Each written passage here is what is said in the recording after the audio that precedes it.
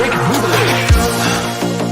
You see the truth behind the veil, and you know that they're just looking for attention. Oh, you don't let the ruthlessness prevail.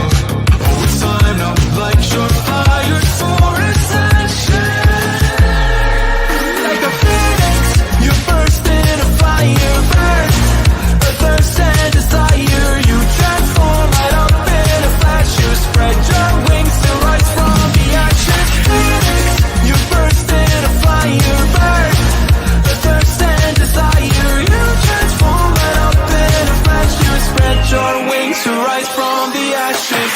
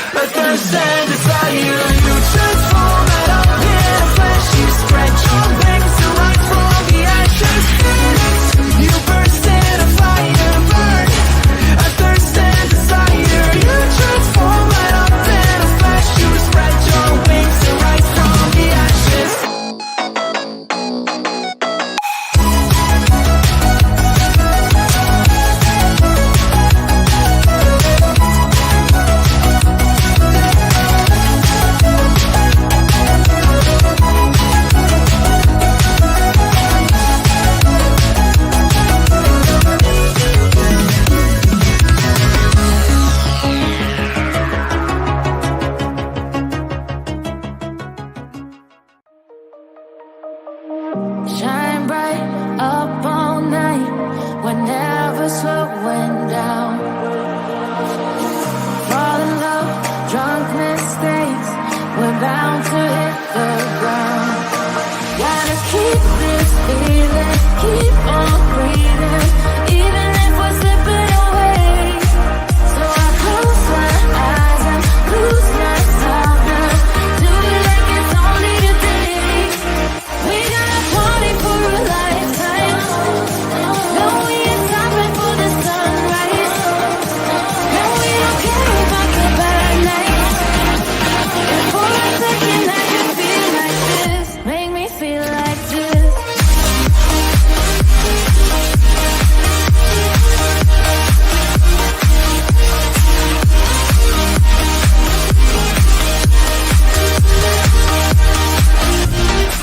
We got a party for a lifetime. No, we ain't stopping for the sunrise.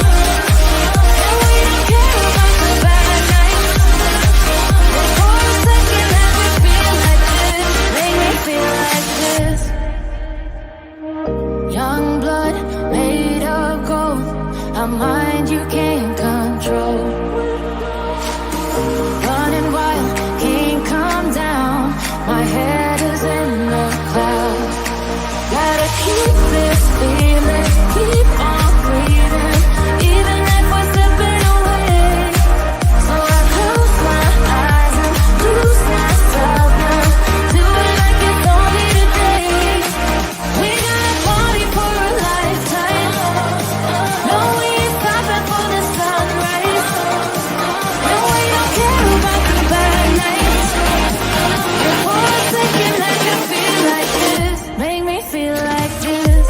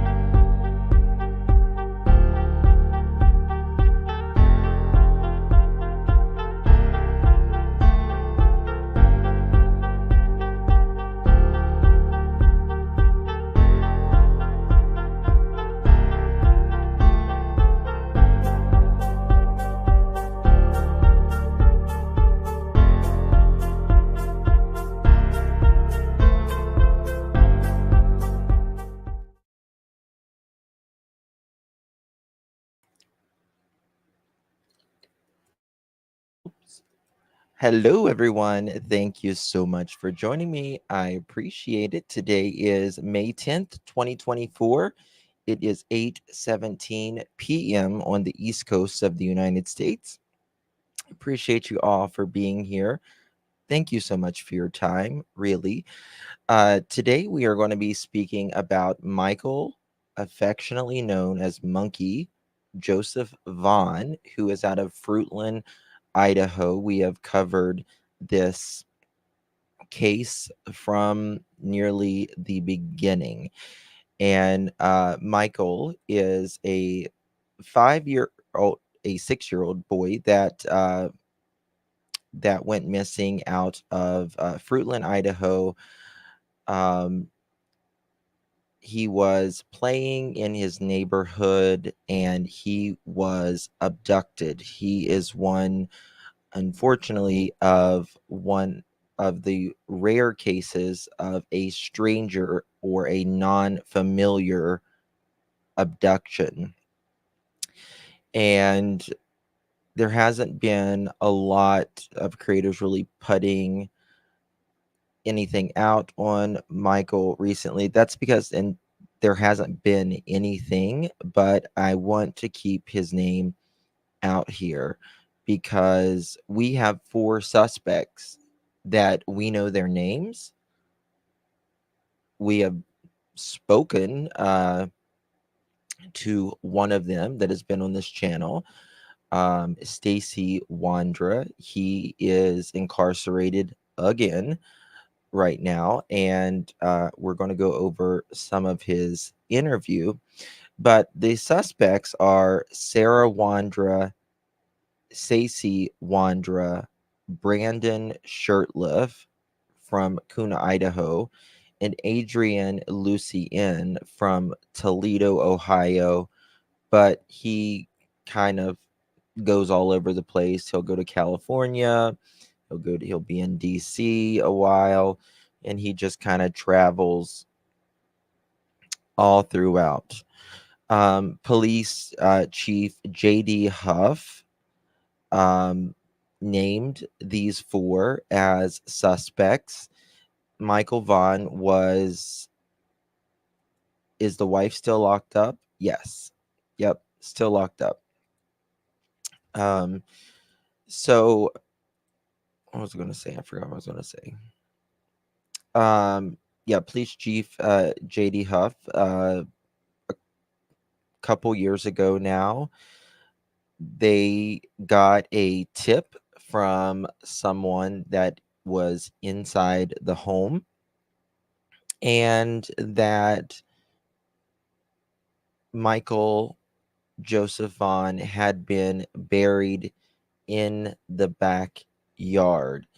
They tore up the backyard and they did not find Michael, but cadaver dogs did hit, and they have beliefs based upon evidence that Michael was buried in the backyard of the Wondra home. The home belonged to Sarah's parents, but Sarah and Stacy lived there. And they owned a taxi business. And that taxi business, they brought people in from homeless people, just, people living on the fringes of society who they would have them do, they would work for them or whatever. They also had like this little oil and lube business for a minute, and they just did a bunch of stuff. Did Stacy go back to jail? Yes, Stacy is back in jail, and that is where Stacy belongs. There is 2 currently that is out of jail, and that is Brandon Shirtliff from Kuna, Idaho. Brandon, you belong in jail. And Adrian, you belong in jail. Two are in jail. They are not related to Michael Monkey Vaughn's case at this point, but they belong in jail. All four of them belong in jail for a long ass time. A long, long time. Because they have all been named suspects. Um, you know what? I didn't pull this up, but let me pull this up. And we will go over that interview. I should have pulled this up earlier, but Michael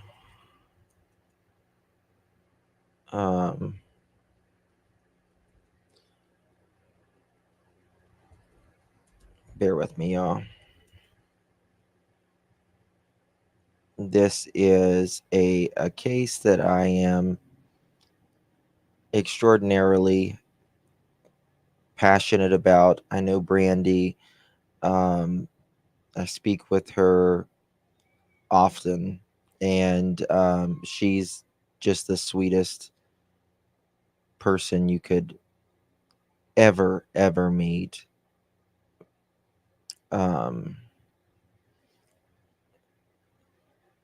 and she just struggles. It's been nearly 3 years. It'll be 3 years in July, and there is still no charges. And the police have laid this on the prosecutor's desk, and it's time to execute this. It is absolutely time to get with the program. And Justin, can we please have a moment for Vicky Heels in the Air? Sure.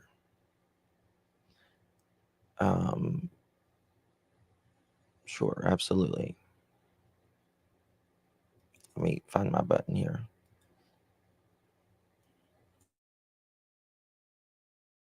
All right, let's have a moment of silence.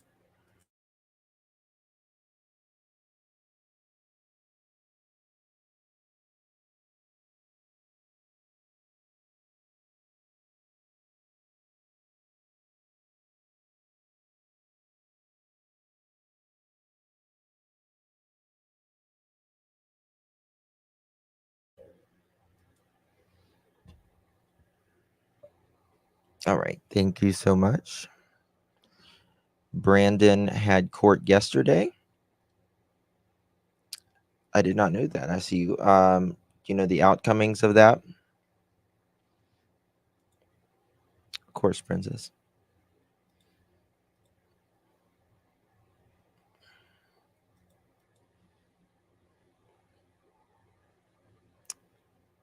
Hello, Ida.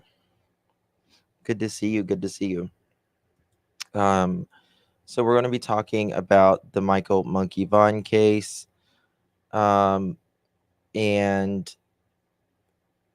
yeah, Chris had court yesterday too. Have no idea how that came about. Okay, I see you will let us know here shortly. Listen, Stacy Wondra told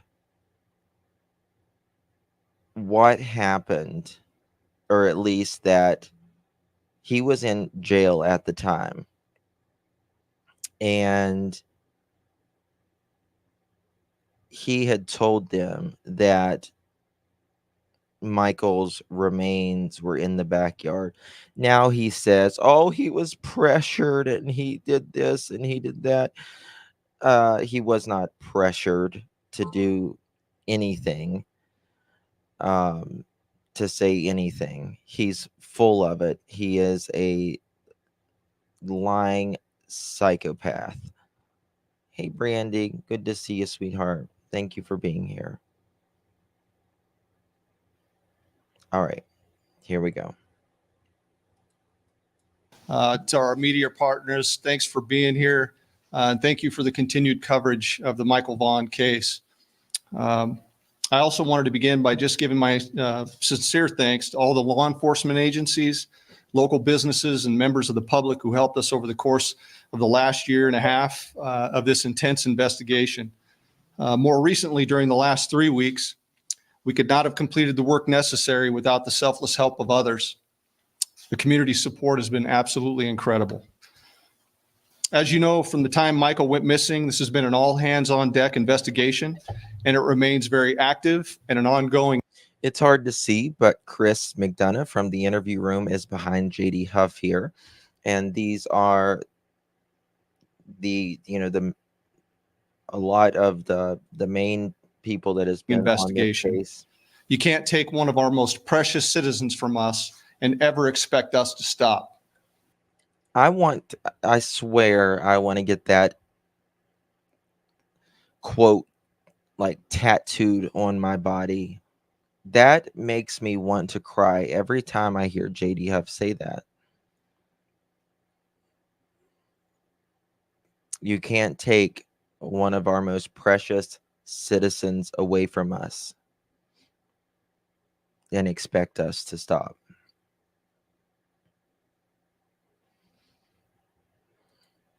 That always gets me. During the course of this investigation to date, we received credible information that the remains of Michael Vaghan could be found in the backyard at 1102 Red Wing Street in Fruitland.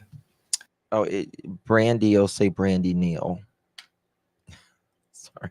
As a result, the Fruitland Police Department obtained a search warrant for the residence along with the front and backyards. That search warrant was served on November 11th. It was a Friday. We served that late in the evening. Upon entry, officers encountered Stacy Wondra, one of the known Listen to this. occupants of the home, and Sarah was subsequently arrested based on probable cause that she had knowledge of Michael's death and failed to report that death to law enforcement.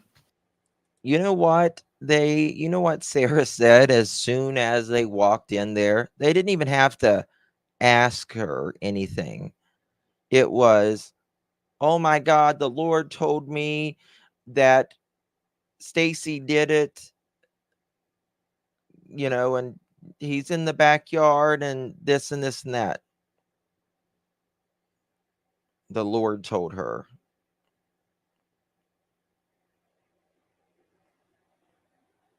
Well, it's so funny, not funny, but it's so interesting how the Lord told her that Michael was in the backyard when they showed up at the house. And it's so interesting that Stacy said that Michael was in the backyard and that's why they were there.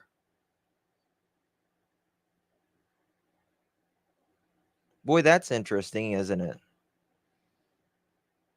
But yet Stacy, poor Stacy, and said that they pressured him. They didn't pressure him to do nothing. You knew, Stacy, because you are absolutely involved. The following day, the Fruitland Police Department, joined by the Idaho State Police, the Idaho Mountain Search and Rescue, the Fruitland Fire Department, and the Fruitland Public Works Department, began a very methodical excavation of the backyard of the Wondras' home. During that excavation process, the Idaho Mountain Search and Rescue, Mountain States detection dogs deployed multiple certified human remains detection dogs on the property, all of them alerting to the presence of human remains. Ground penetration. All of them.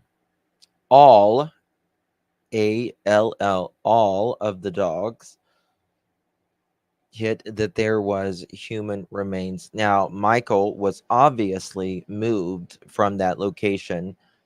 I believe Michael was moved from that location after Stacy went to jail. And I think Stacy told them because he thought he was going to get the deal because he honestly did. He tried to tell them where Michael was, but when they didn't find him, you know, he wasn't there. But so you can't really make a deal if he's not there. So I believe Stacy probably doesn't know where Michael is at this point, but I do believe Sarah and Brandon and Adrian know. At least at the very minimum, in my opinion, Sarah and Brandon. Hey, Brandy, baby. This was the only press conference law enforcement asked us to stay home and be surrounded by family and friends. Every other press conference, Brandy, Tyler, and the Vaughn family have been shoulder to shoulder with from the beginning. Trading radar was also used and deployed, detecting anomalies in the backyard. We completed the excavation of the entire backyard and removed over 250 yards of dirt. Prior to backfilling the yard, the dirt was meticulously sifted for any potential human remains. We did not find Michael's remains. Although the remains of Michael Vaughn were not recovered, we strongly believe, based on evidence, that Michael was abducted and is deceased. And based on what? Evidence. Based on evidence. Not that they think, but based upon evidence. that his remains were buried and later moved from the property. And that's why Sarah, Brandon,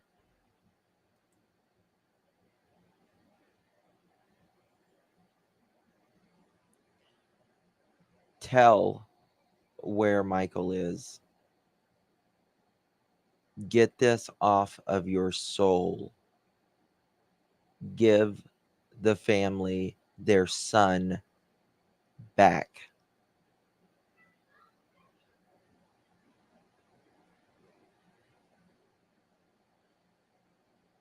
Even if he's not given back in the way he left.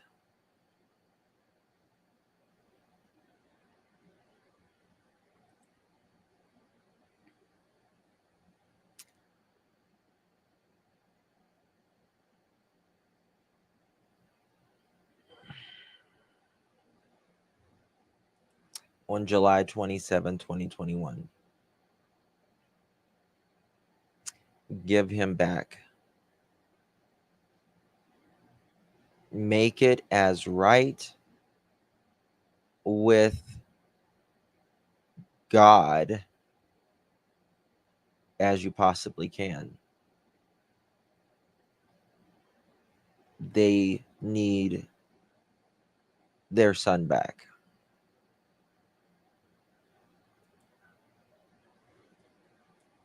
As of today, the whereabouts of his remains are unknown. However, the investigation is active, fluid, and ongoing. Once the excavation was complete, we conducted a thorough search of the Wondras' residence. The search was productive, and additional investigative evidence was recovered and is currently being processed. Evidence suggests that there are the following individuals who are currently in custody are involved in the abduction of Michael Vaughn.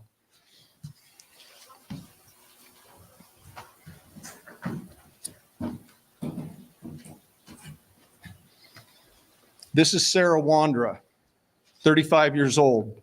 Sarah lives at 1102 Red Wing Street in Fruitland and was living there at the time of Michael's disappearance. We believe that Sarah has firsthand knowledge and is involved in Michael's abduction. Sarah Wondra is currently being held at the Payette County Jail for failing to report a death to law enforcement. That's Sarah. That's when they went to. Yeah, she might be on a different channel. then you guys, so you might not see Brandy, but she's here. This is Sarah Wondra. This is the one when they knocked on her door that she said, "The Lord God told me that my husband did this."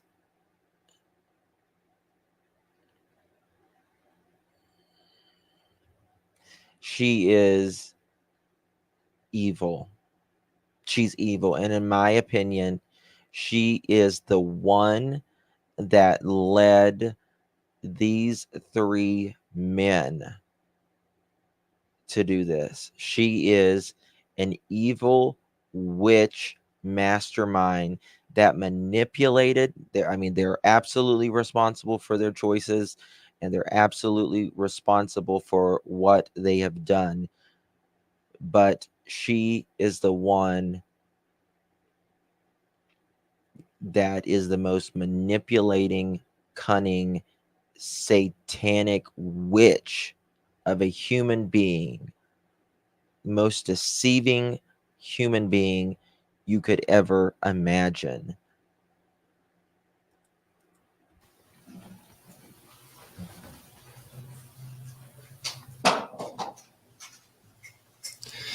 This is Sarah's husband, Stacy Wondra, 30 years old, a male. Stacy was also living at 1102 Red Wing Street in Fruitland and was living there at the time of Michael's disappearance. We believe that Stacy has firsthand knowledge and is involved in the abduction of Michael Vaghan. Stacy's currently being held in the Washington County Jail on unrelated charges. So Stacy and Sarah are married. Stacy and Sarah have a history that is very colorful, to say the least. And Sarah was obviously married to Stacy, but she was also being with the men in her home.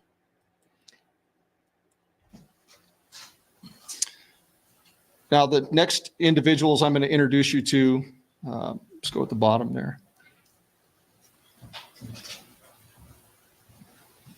This is Brandon Shirtliff, 30 years old, of Kuna, Idaho.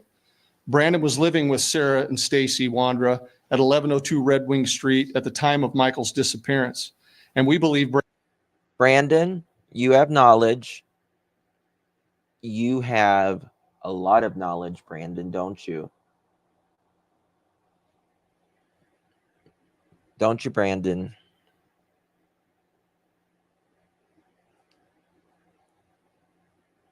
You took Michael to your mother's house the night he was abducted. You took that boy to your mother's house. She was out of town. You were not supposed to be there. And then some hours later, after he was abducted, and you took him to your mother's house for at least the night, you guys were right back in Kuna just hours later. Within 8 hours, you were back in Kuna.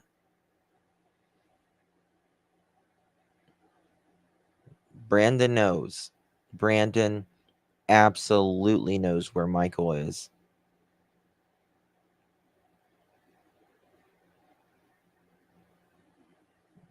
Brandon's too much of a coward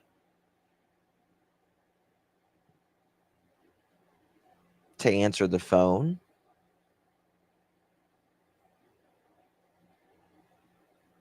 He thinks by not talking about it, this is going to go away. It's not. This is on the prosecutor's desk. And just be ready for charges to be handed down.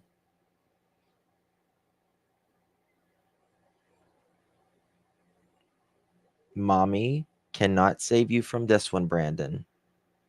that you got yourself involved because of what? What made you do this? Now, out of all of them,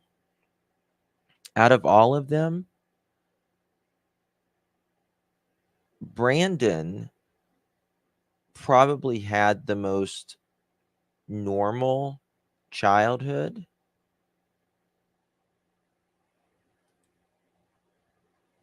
I would say he had the most normal childhood.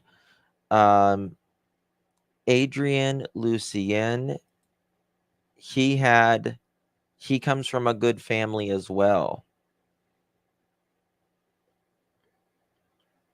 Adrian Lucien is much different, much different than his family.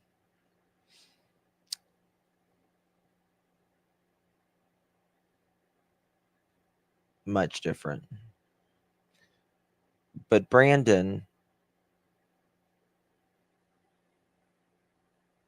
knows better. And he has his family convinced that little Brandon would never do something like this. And I think, I can understand them being like, he would never do something like this. But sometimes when it's who you're around, things change. And Brandon, you are absolutely involved. Brandon has firsthand knowledge of Michael's abduction. Brandon is currently believed to be in North Dakota. Yes, Brandon does have kids. A kid.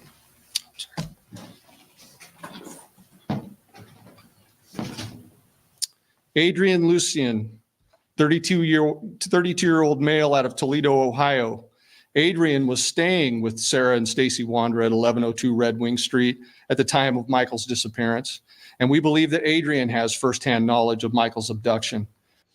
This is Adrian Lucien. His family is originally from Ohio. Brandon comes from a good family, a rather good family. His sister, you would not believe who his sister is. She is a gorgeous, rather famous person.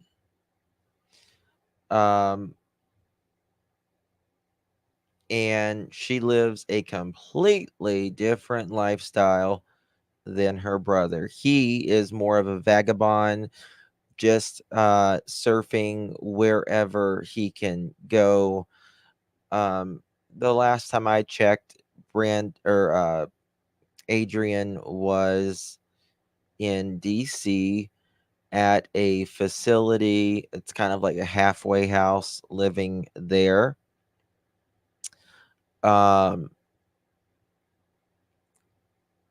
Just a completely different lifestyle than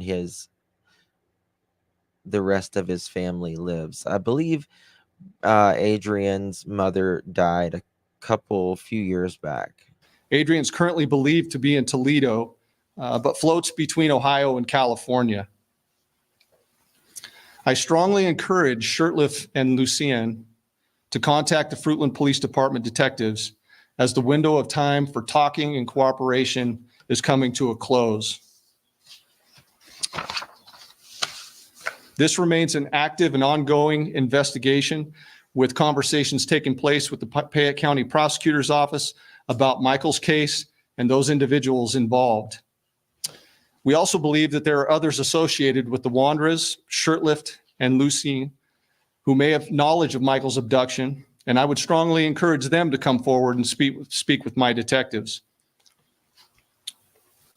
When we finally reach the conclusion of this investigation, and I can assure you that we will, All of those who have knowledge of Michael's disappearance and have failed to report or hindered our investigation will be pursued. There's a moment in time to do the right.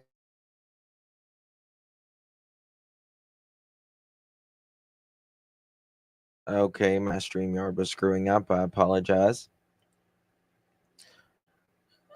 We're going on 3 weeks.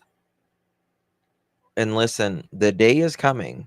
The day is coming for these 4.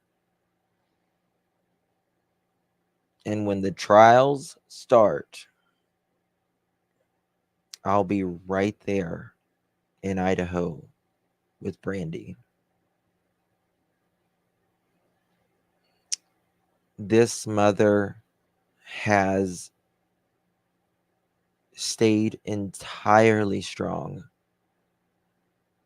when I know she feels so weak.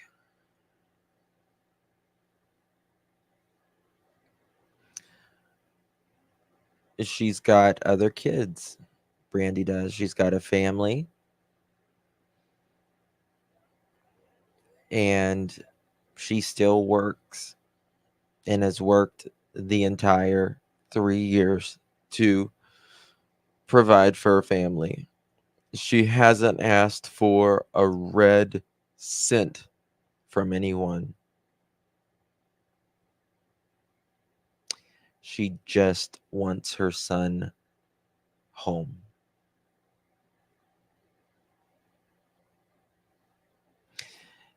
And there are 2, 3, maybe 4 people that knows. Can you imagine your 5-year-old child is abducted and you have to go through this shit for 3 years? And just down the street, these people did this to your son, your child. And they have you right here, right here. And they know where your son is. They know where he is. But they won't say, for their own selfish, sick, sadistic reasons. Because they did the crime, but they don't want to do the time. So the Vaughn family, Brandy, Tyler, the kids, have to wait.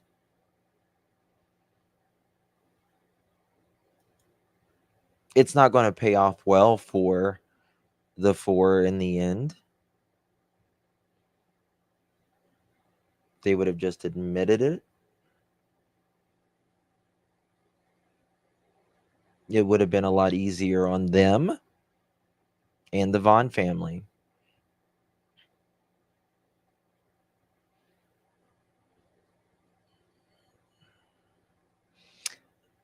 Brandy is one of the most strongest human beings I've ever seen.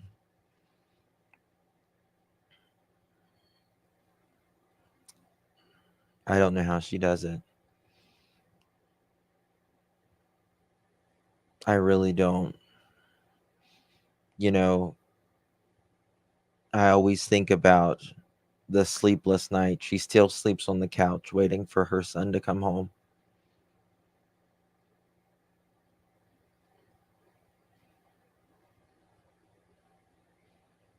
You can't get the Proudfoots to even tack up a missing flyer for their son. Can't get the Wells to do a damn thing. The only thing you can get those 2 families to do is talk about their innocence, not about their child, or do anything. But then, after a sleepless night, Brandy gets the kids up, packs them their lunch, gets them off to school. She's still exhausted. And then she goes to work. Another day. And it's been 3 years. Wow. To date, the Fruitland Police Department has received over 1,500 tips and leads, and we received many new leads since this phase of the investigation has began. We continue to ask our community for support and patience as we continue to aggressively work this case. We also ask that the Vaughn family's privacy continue to be respected, and we'll continue to post updates as information can be shared.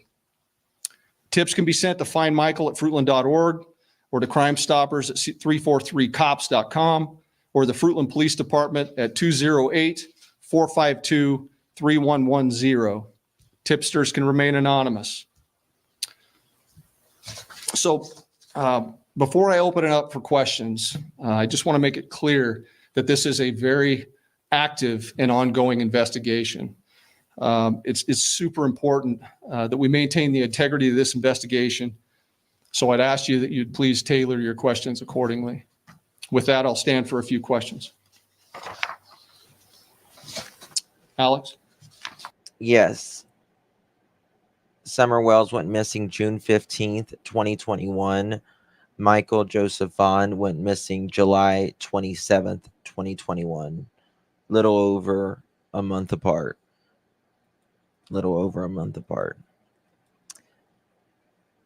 Now, Brandy lives in a small town, right? Fruitland, Idaho. Door to door, house to house. Nice little area. And just down the street,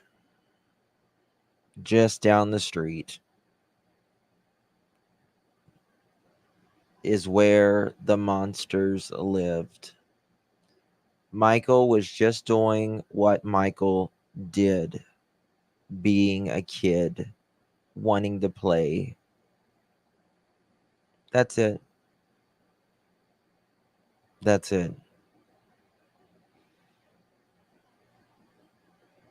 I don't care if a child gets out and runs 30 miles down the road. The only thing a stranger should do is get that child the help that the child needs.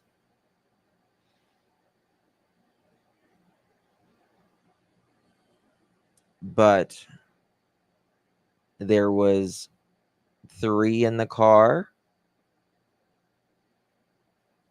They saw Michael was alone. They pulled over and they snatched him. And they went to Kuna.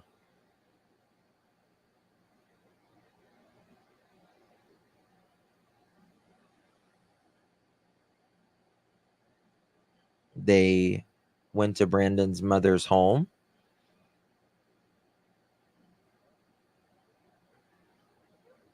God only knows what Monkey faced that evening of July 27th, 2021.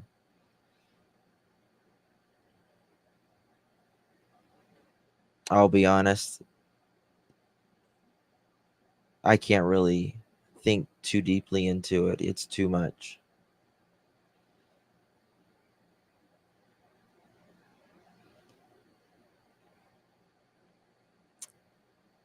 But Brandon, you certainly know. Stacy, you certainly know. And Sarah, you certainly know. Now, where does Adrian fit into this? Well, Adrian wasn't there that evening, but Adrian most likely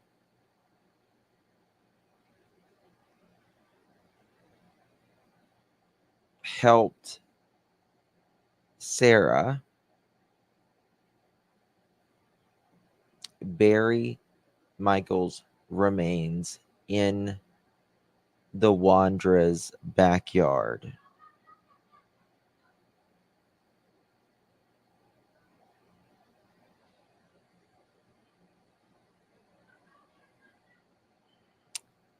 Michael was most likely left at Brandon's mother's house the night of July 27th, 2021. They went there to tow a car. They didn't get home till very late in the night to the even perhaps early hour morning of 12 o'clock midnight, which would have been, anytime after midnight would have been July 28th. And then they were back at Brandon's mother's home, left at 8 or 9 o'clock. I can't remember.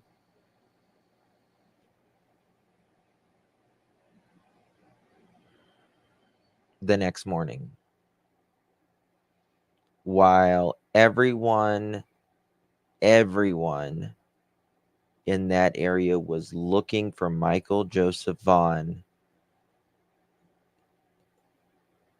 three of them certainly knew where he was. So if Michael's remains are not found, will Sarah have to be released, or do you think that she will remain in jail once you locate the other people that you think are involved? It is my belief that she will remain in custody. But again, we're in talks with the Fayette County prosecutor, and those talks are ongoing as far as charging. And it is time to get this show on the road. It's time to get this show on the road, Fayette County prosecutor. We aren't going away. Brandon, you're a coward. He is such a coward. He is such a coward.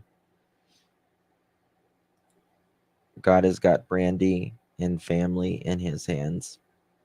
He certainly does. Thank you, Spirit Seeker and Candy.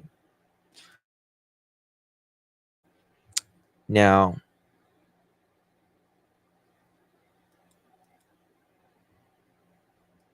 we've got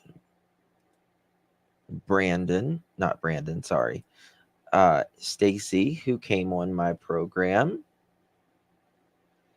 a while back, and he had just gotten out of jail.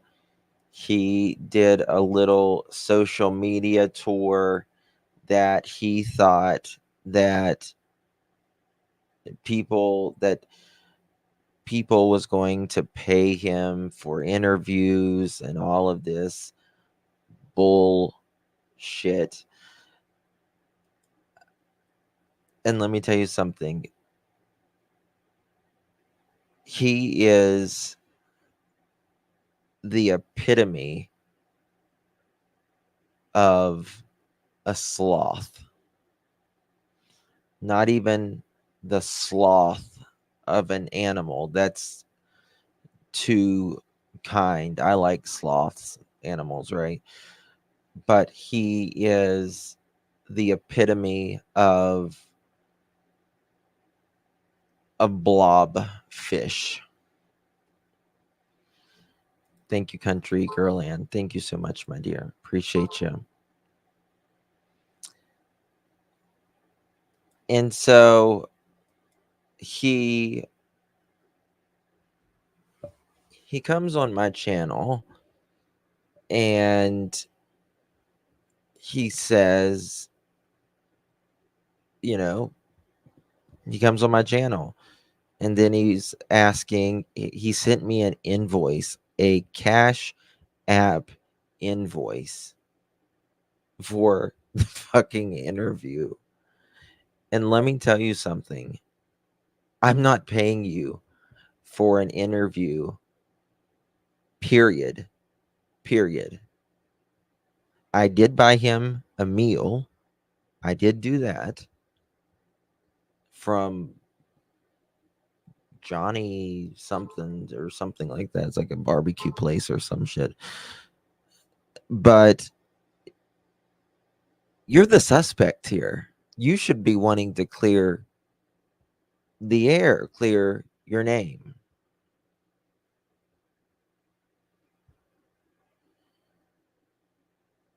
But I would never pay him for this BS stuff, right? In my opinion, Stacy is intellectually disabled. He says he's got the IQ of like 60 or 70. I don't believe it's that low. He knows definitely how to manipulate. That is something that he definitely knows how to manipulate.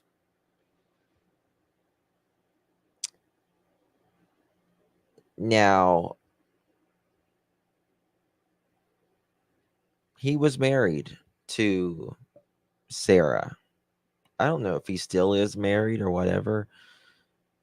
Recently I got a FOIA request and I got a video of Stacy hitting a disabled man in prison, in jail rather. I showed that a while back.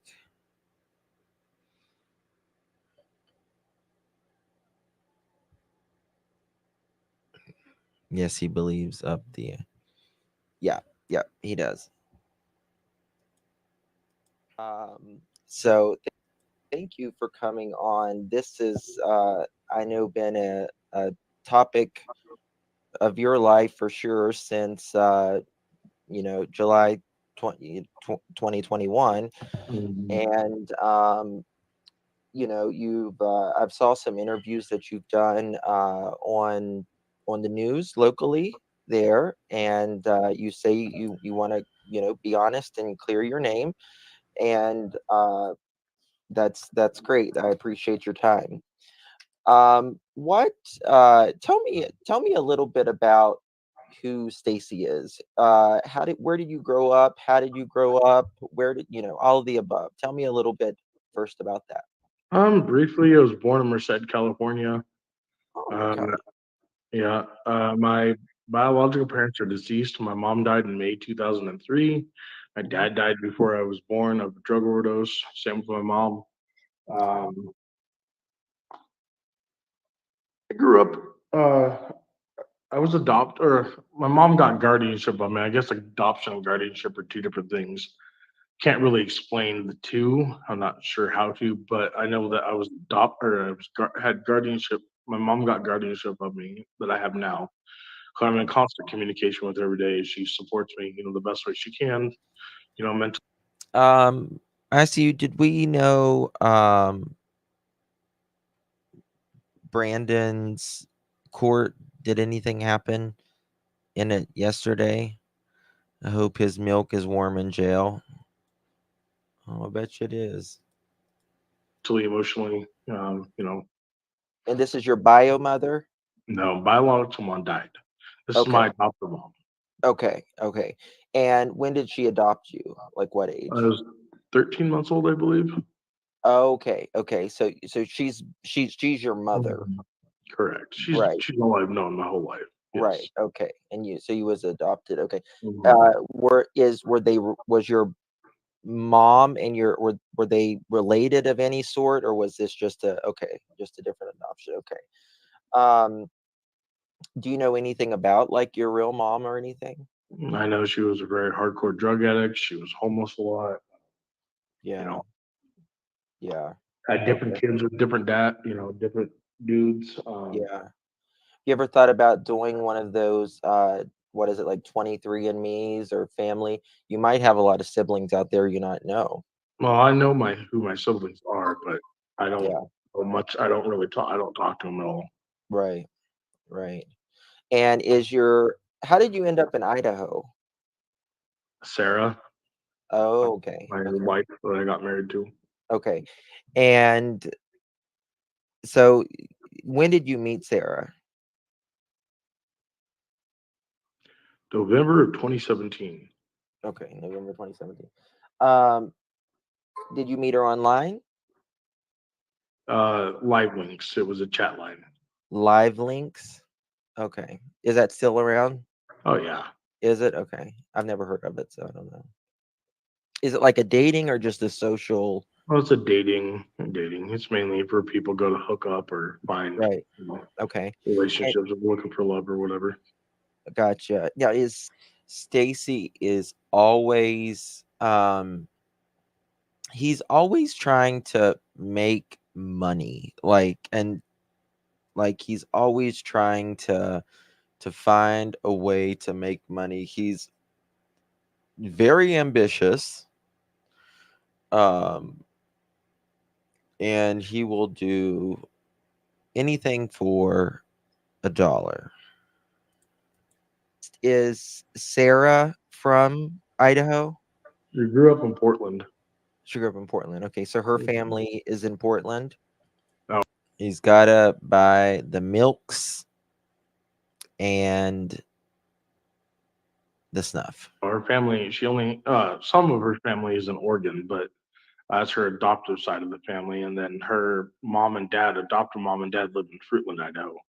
They were actually the owners of the house on Redwing Street. Right, right. Okay, that's right. That's right. I forgot Mhm. about that. Okay. All right. Okay. How was school growing up? Like how Rough. rough, rough. Okay. Um, I was in did special ed my whole life, so right. Okay. That's okay. And did you graduate? I No. made it to 11th grade, and then I started. Uh-oh. Oops, I think you kind Where'd of you go? there There we we go. go. Sorry, got a little disconnection there. I made it to 2009, and then He needs I some milk. transferred to He another needs group. some milk. He needs some milk. He needs some milk. He needs some milk. He needs some milk. And I was all over. I don't want to go into it, but And right, I've been to like 5 or 6 different group homes. right. I gotcha. I gotcha. Okay. All right. So tell me about the morning of July 27th. It was just a normal day for us. We woke up. It was Brandon, Sarah, Adrian, and I that were at the house. Woke up in the morning and got up, had breakfast, had coffee. Just we're talking, socializing. And then Mhm. uh, Adrian had wanted to go see his kid that was in Nampa or Boise. I'm not exactly sure. When did Adrian come in the picture? How long was he at your A place? couple of months. A couple months? Okay. Okay. Um Now Brandon, he said that he thought Adrian was there like a week and a half or 2 weeks. No, no. Okay. So there's a discrepancy there. Yeah, definitely. Okay. And he flew in from California. I don't know where he was picked up. My wife picked him up in Caldwell. He said that, my wife said that he told her that, um, or ex-wife, he should say, soon to be, told her that he was living behind a dumpster in Caldwell, Caldwell. Idaho. Yes. Okay, okay. Behind a dumpster. Okay. All right. Okay. Um. All right. So go ahead. Continue with the story, sir. It's all good. Um, that morning we got up, did our routine normally. Country and girl, thank you so much for Breakfast, your super coffee, sticker, shit, my shower, dear. I whatever, you know appreciate what I it. I mean. don't know if I said thank you. Then Adrian had And asked Sarah to take him to Nampa or Boise, wherever it was, to go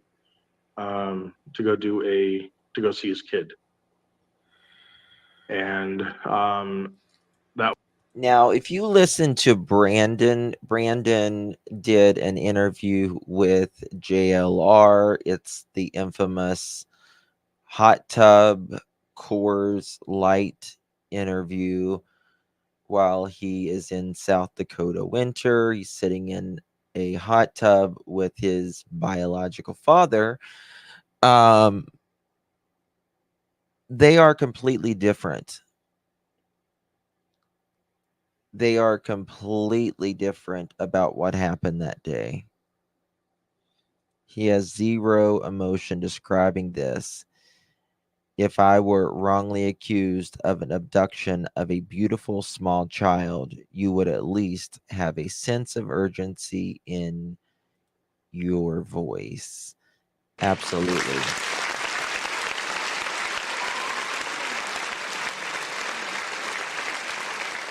Absolutely. There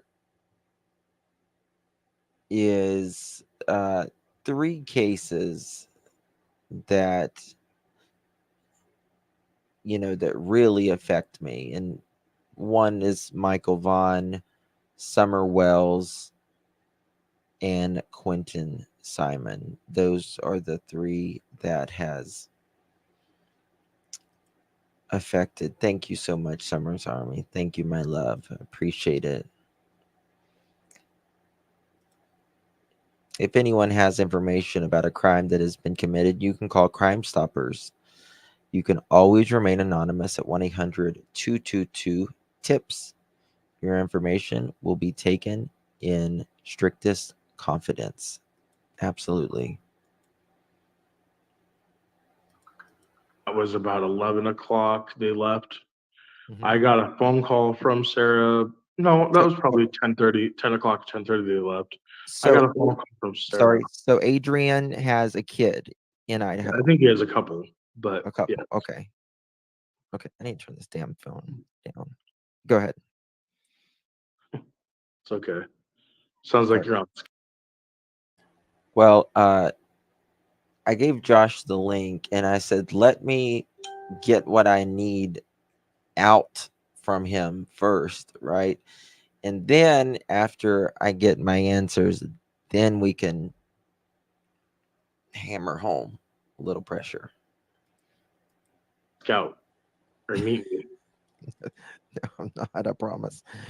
Okay, sorry. We'll It's be just there. loud as hell.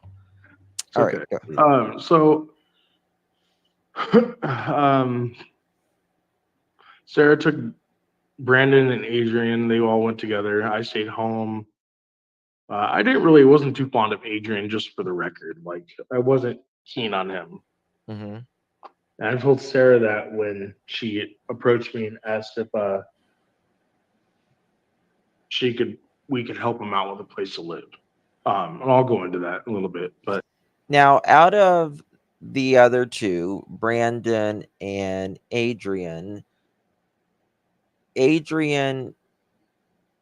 wasn't there and he didn't know Stacy and Sarah as long as Brandon did. Brandon is local. so anyway, so they went and Sure she did. took him to go see his kid. I got a phone call about 11:30 from Sarah because she was the dispatcher for our company and said that there was a taxi ride that needed to go from Ontario to Boise. I was like, okay, that's a $150 run. I'm not going to pass it up. And what time was this? I left. That was 11 o'clock. She called me roughly, and then I left the house about 1 Mm-hmm. in the afternoon. Do you have any receipts or anything of the calls, the call logs or anything Oh that day? no, those phone numbers are long gone, long Okay. gone. Okay. I'm sure we did, but yeah, Okay. um, there's no way I can pull that. Right. I'm sure. I'd love to. I'd love to. Yeah. Oops. Adrian is No not the one receipts. who went on JLR's. No, That Brandon didn't. that was Brandon Mhm. who went on JLR's. Now Adrian is currently living in DC area. According to Brooks, yeah, I don't know. I don't Yeah. talk to the agent. I don't want nothing to do with him, nor do I Brandon. I've been emailing with him, so yeah. He didn't like that, so we got him now. All right, Nice. go ahead. Go ahead. Sorry, he didn't like You're that I good. was, So that's literally how the day started. Sarah took Brandon and Adrian. They all went together to Nampa or Boise to go see his kid, and um, I stayed home. Got the taxi phone call. I left about 1 o'clock. I stopped at the splash pad about 1:15, 1:30 ish. So the splash pad, all four need Old Sparky, in my opinion. I agree. I think that would be, yeah. So the splash pad is an area that the city, uh, it's a little park area of the summertime, and it's just what it sounds like. It's a splash pad where the kids can kind of play in a sprinkler kind of area, and they got swing sets, and it's a park and all that. And he has seen around this area, he says, because his snuff rolled all the way over, and he is a very large guy. Um, so he had to get out of the car. Now, this is hours before Michael goes missing. Hours.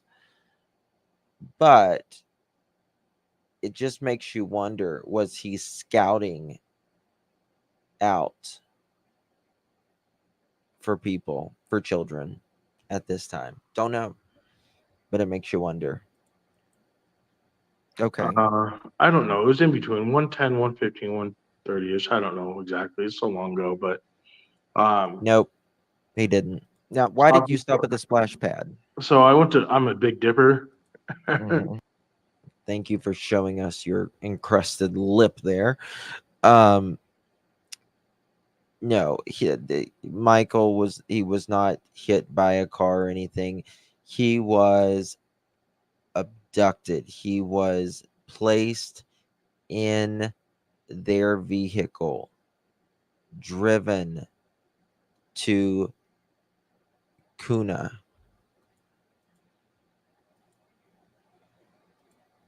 and taken from the Vaughn family, Big Dipper. right? I went to pull up my can of chew from my pocket. Hmm. It had fallen. I didn't apparently have a grip on it enough, and it fell on the passenger side, like up against the floorboard on the far side, and I couldn't reach it. Hmm. And I was really big at the time, like a lot bigger than what I was Hmm. now, what I am now. So I couldn't just reach over the console You to should grab it. So have I done. literally had to get out of the car to get it. So I did that, walked around the vehicle, opened the door, grabbed my chew, walked out, or walked back around, got in the car and left. Okay, and that was at what time? Give or, give or take 1:30 ish when I left. Okay, and that was on your way to Boise, On my way to Ontario to go on to Boise to pick up Ontario to my Boise. Okay, car. how far is Ontario? Like a 10-minute drive. You just go Okay, over the bridge and you're there. okay, and Boise's what? 30 minutes? 60 miles, about an So hour. an hour, give or take. Okay, Hmm. all right. And who was you? Was it just? Did you just do I one think one? so. There might have been another taxi ride, but I know that it was because the timestamps that I sent you, I'm sure you'll post them up. Yep. Um, there's time differences, so when I quote times on here, you guys have to forgive me because I'm not verbatim. Like I told you, I'm doing the best hypothetical guess with time. So please Mhm. forgive me if they're not accurate. Okay. But a general, so general rule is what you're Yes. saying. Is General, there was probably, I think there was only one taxi call that day for me okay. from when I got back. There were two, There perhaps. might have been another one. I'm not sure. Okay. I don't remember. Okay. I know for sure there was one that was Ontario to Boise. Did you keep any logs or anything for your We business? we kept cash logs or Right. payment logs, but Now, their uh, business was called Faith Taxi because she went in this very religious type of BS that she would say that that she would just get super duper religious, but do the but would also be sleeping with every man in the house. only when people paid with card, and that was through our payment app that we Right. use. Okay. Okay. Um. Did Oh God, my StreamYard. When you dropped the chew, did you get out and walk like around Yeah, the car? yes, Okay. yes, honey, Uh, Elder, I did. okay. Okay. Now, how long was you at the splash pad? Maybe like 5 minutes tops.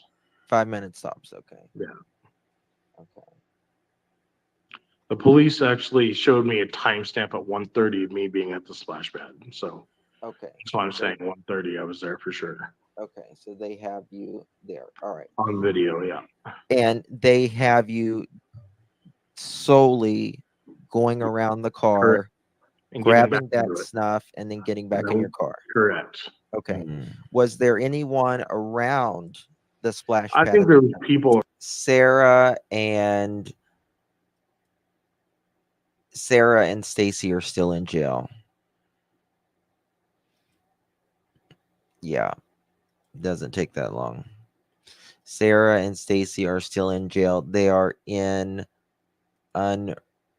it's solar flares messing up the internet. I don't know, but it's been horrible. The other day it just might completely shut down. Hey, Brandon slept with his wife and Stacy paid his bills. Capital L for loser.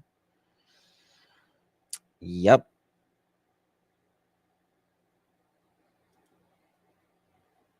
Uh which one of Justin's chats are we supposed to subscribe to? Uh all three? I don't know what you mean. Is it solar flares? It's really bad. Justin, he said, I grabbed my stuff and walked out. I didn't even notice that. Around, but they were in a far enough distance. I didn't approach anybody. You know what I mean? Like I literally I mean, as it was recorded by the camera, Right. got out and then Lights got and my shoe, went back around the car and left. That's right. all it was. Okay. Did you ever stop at the splash pad often, No, or it was just to get your snuff? You there's no said reason to go to the splash pad. I ain't got kids, right. so why would I want Okay. to be? o- Why would I want to do that? Such a That'd be kind of douche. weird. Okay. Right. All right. Well, Kathy. So the detectives, and that means you need to subscribe to all three, so you'll never miss me. Justin for all. Clutch them pearls, and hey, sweetie. J for A should be back in 18 days, but who's counting? Hopefully.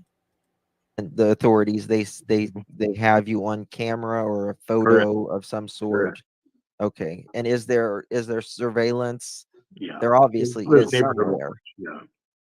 But does like the splash pad have cameras Oh, or thank you, Mod. a home of some sort? I guess around there would have it. Okay. All right. Continue. Continue. Oh, Um, okay. What were you wearing that? Do you remember what you were wearing that day? Probably my black champion shorts that I used to have and a t-shirt, black Oh, t-shirt. thank you, Kathy. Thank you. I think you meant, oh, you meant memberships. I think is what you meant. Memberships. Thank you so much. Thank you, my love. Appreciate you, Kathy. Good to see you.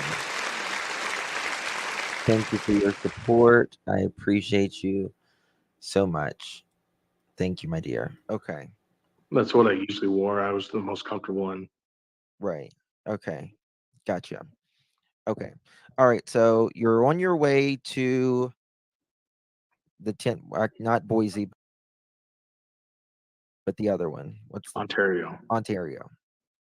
Remember Ontario, Canada, but Ontario.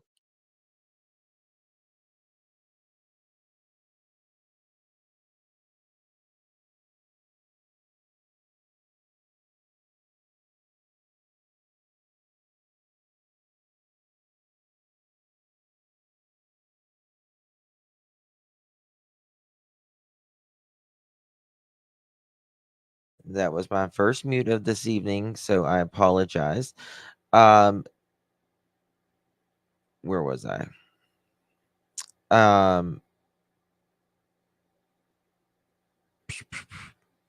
I was going to say, they said that, I think it was, who was it?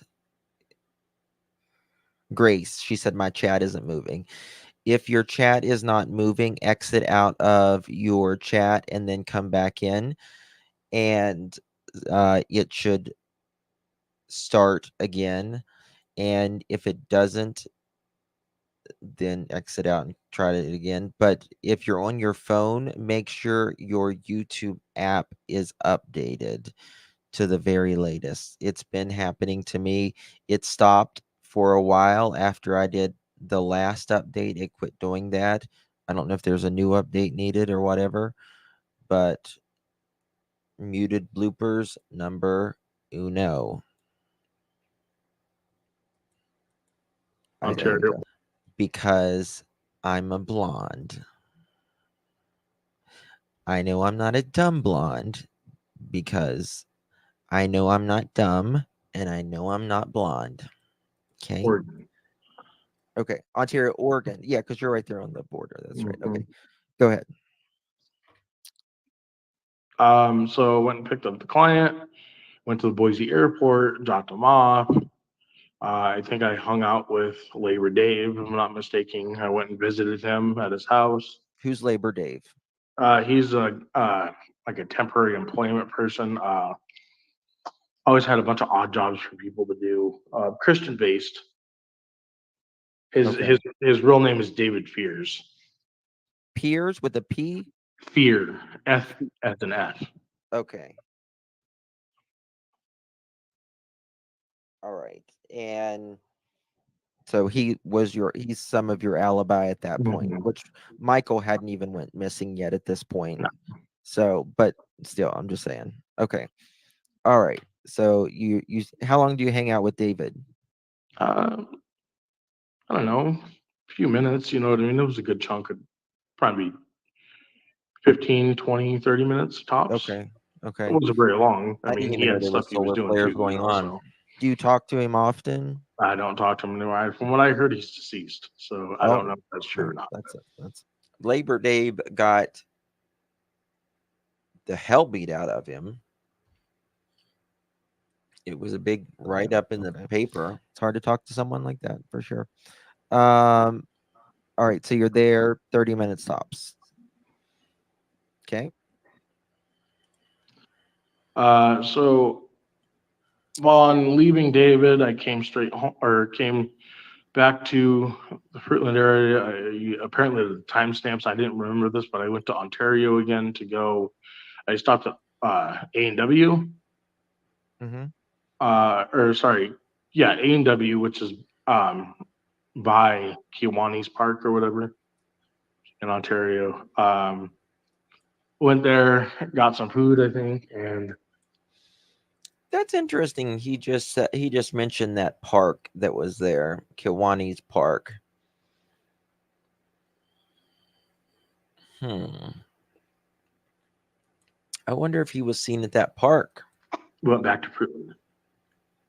Okay, so you go from Fruitland to Ontario to Boise, back to Ontario to home Ontario to home. What? Now, why did you go back to Ontario? to get some food.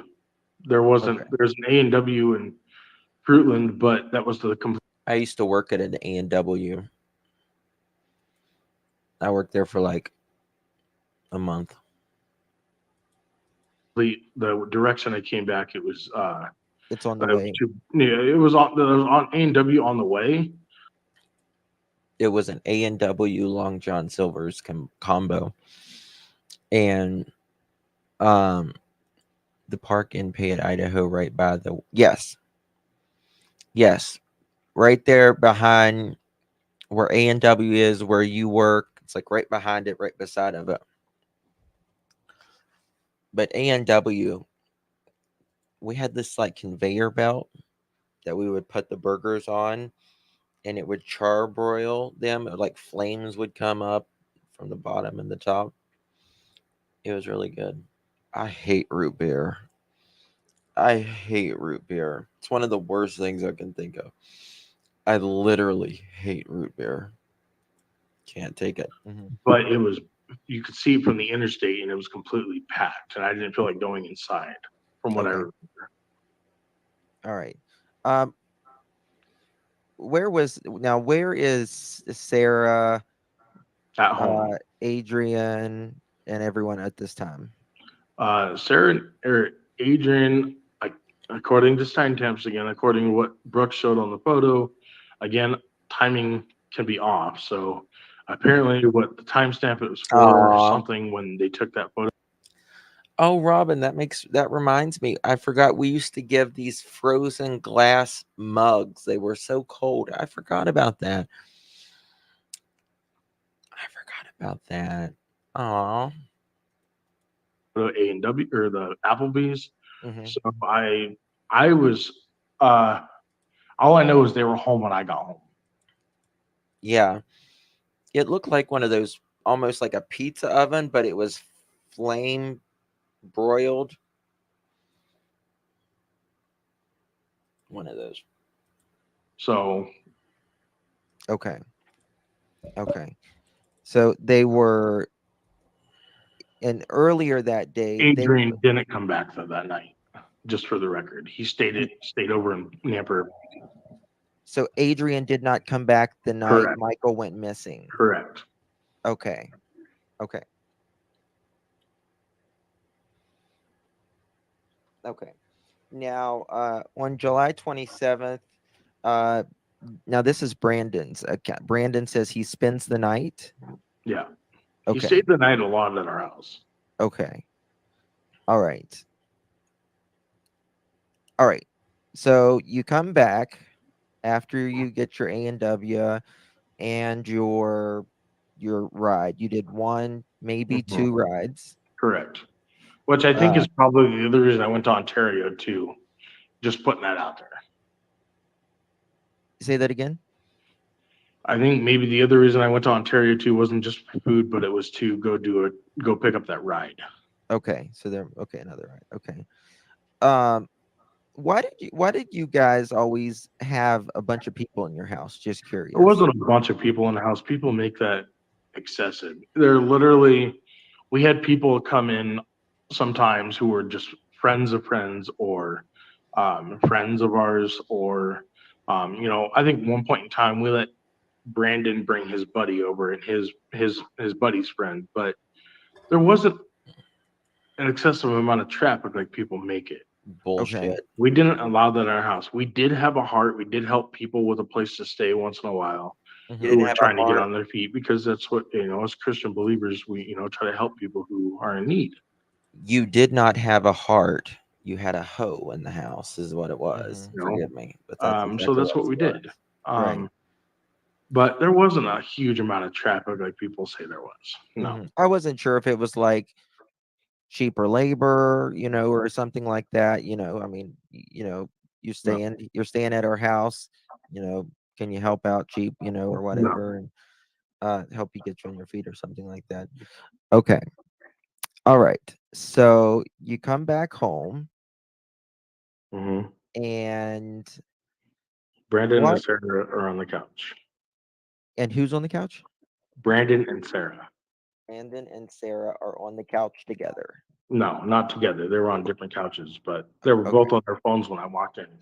Okay. They're on their phone when you walk in. Okay. Now what else? I was approached by Brandon and Sarah saying that, Sarah talked to me first and was like, hey, uh, Brandon wants to go get his car from CUNA. Mm-hmm. And I was like, okay, let's just get it over with because Brendan had been pestering us a lot about getting his car. Like, it wasn't just one time he asked, it had been probably a couple of weeks worth of asking. He'd been harping on you. Hmm. Okay. What time was this approximately? Uh, Timestamps, again, I'm referring back to the timestamps because I literally just found them yesterday. I got back into my email account and my pictures from that year last night, literally. Thanks to Eve, who is also viewing, I believe.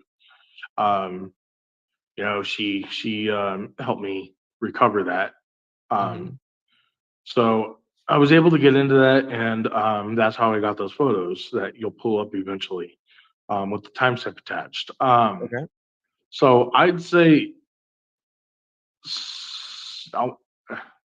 it's gonna sound stupid, but going back to the timestamps, I would say 6:30 or 7 is when we left. When you left. Okay. Correct. Okay. All right. So you leave at 6:30, 7 o'clock. Hmm. Okay. All right. And you guys are making a trip from Fruitland Correct. to CUNA. Cuna. How do you spell Cuna? KUNA. Kuna. Okay. That sounds like Hawaiian almost. Sounds It like kind of does, huh? yeah, yeah. I got Hawaiian. You do? Uh-huh, uh-huh. Oh, Yeah. that's awesome. Um, let's see here. So Fruitland, Idaho, and now he does Kuna, Yeah. Kuna. 45-minute drive usually. Yep. Okay. All right. So yeah, 48 minutes. Hmm. 48 minutes it says from, Jersey, if you're on your phone, do you have Android or do you have Apple? And I know my miles. I know yeah, my destinations. well, taxi driver, you Hmm. probably. Um, so did you guys take 84? Yes. Okay, 84 to exit. I want to say 46 or 48. It was 10-mile road. It might have been okay. 42. I know it was 10-mile exit that we took. 10 exit, you mean like exit number 10? Oh, 10 No, 10 exit mile road? 10-mile road, Mhm. correct. Gotcha. There's Okay. an exit for 10-mile road, correct. Gotcha. Okay. All right. Yeah, because you can do I-84 east Mm-hmm. and then south 10-mile road, Correct. where it says you can do I-84 east. Guys, I'm going to fast forward this because I get a little confused here. And there's nothing really here. Here? No. Yep. That is Idaho 16, correct. We So absolutely are Idaho doing that. 16, you follow point A. We're going to do this. Okay, right here. Yep. I highlighted it. They're Okay. Yep. gonna be It'll bring you around a circle. they're gonna be And this is where Idaho you 16 turns into Highway 52, correct. And that's the route we took. all right. See? Yes. Okay.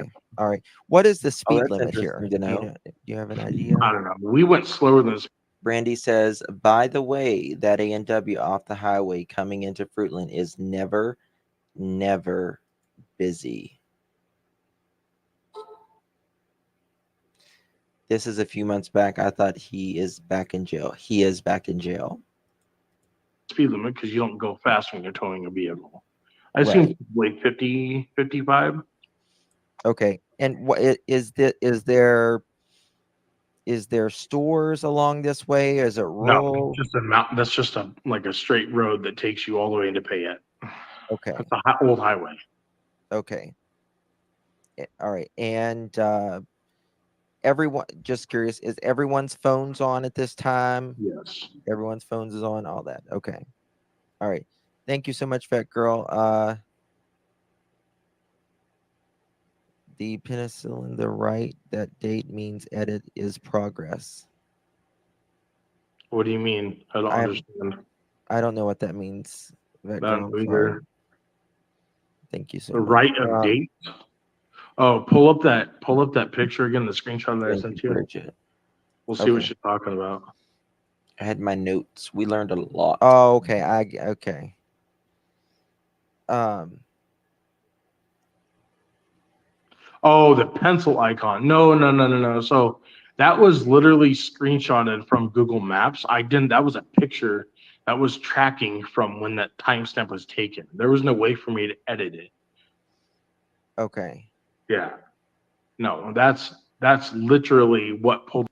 So it's interesting how they pull over and once the strap breaks because they're towing it with one strap and they take a picture of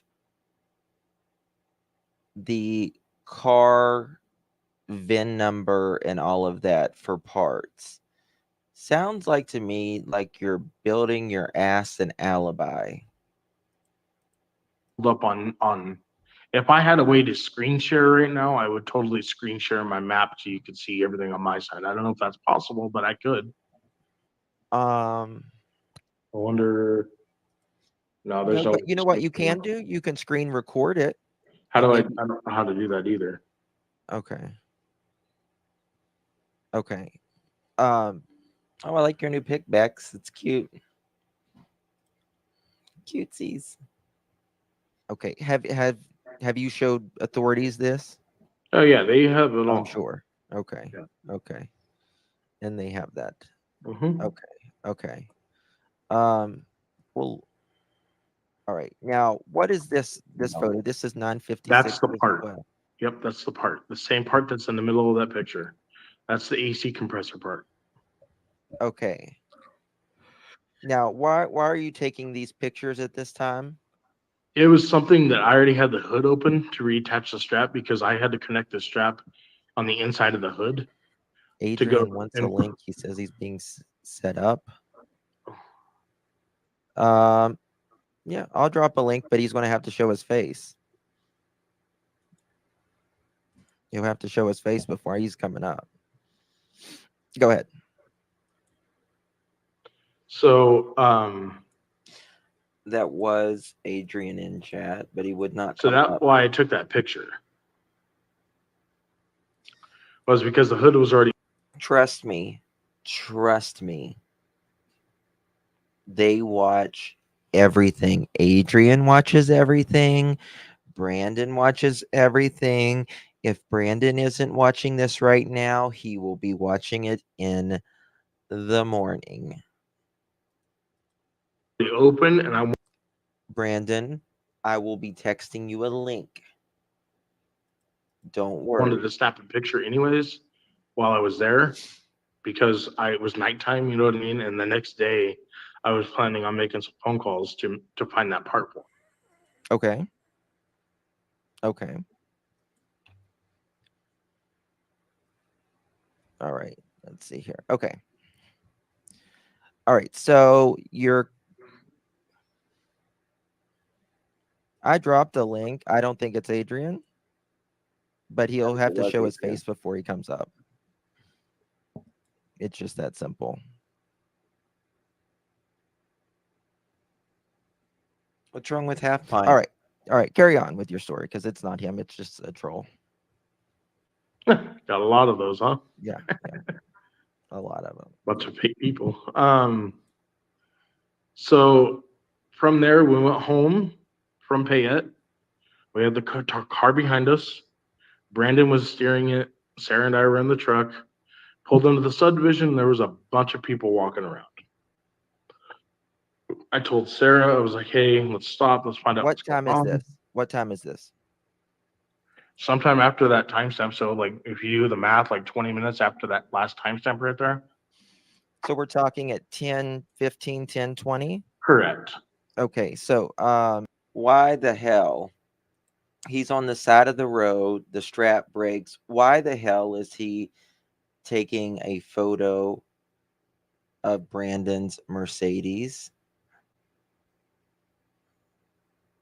Why? He violated something, his probation or his parole or something. I don't know if my chat's frozen or if it's no one's chatting. It's your chat's frozen. I think the same thing. I'm like, nobody's chatting. And then I have to exit out. It's YouTube. Michael goes missing at 6:40 to 7 p.m. Correct.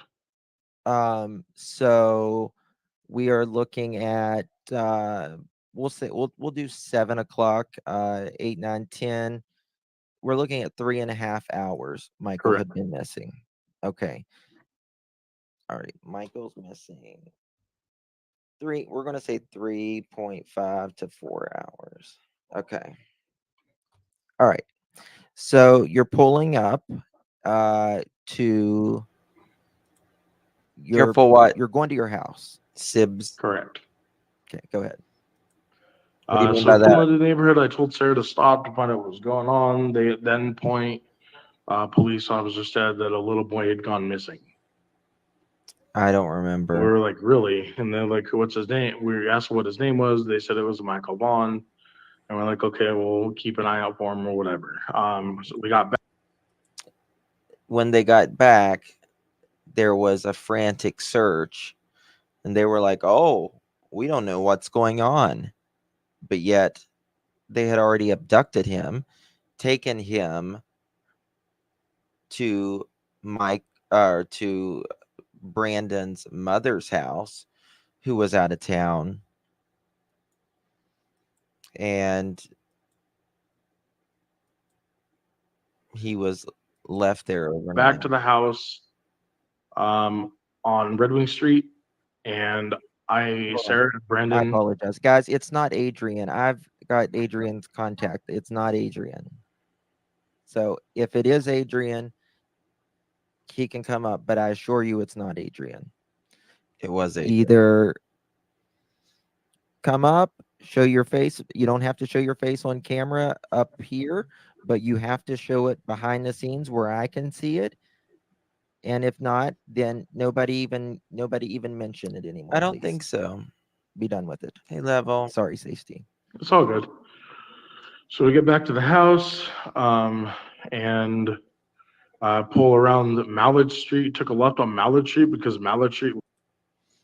Since you're watching, what did your other friend want you to let Adrian stay with you at the Wanderers? Your friends talk a lot about you, Brandon, that not so innocent one. Your friends talk a lot about you, Brandon. Why did your other friends want you to let Adrian stay with you at the Wanderers? I don't know what that means. I'm sorry. Justin is reviewing. Yeah. Got to keep Michael's name out there. Leads on to Red Wing. Okay. And it was just easiest to go that way because we had a vehicle behind us that we were towing. Mhm. And so we pulled onto the side of the curb or the side of the road, which on our house, which is there's a Come curb. on.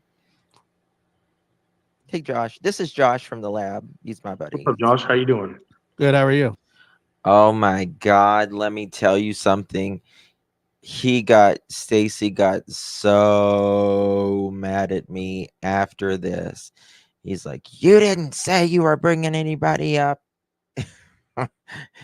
Because Josh came up and he just went nuke, like just straight nuke.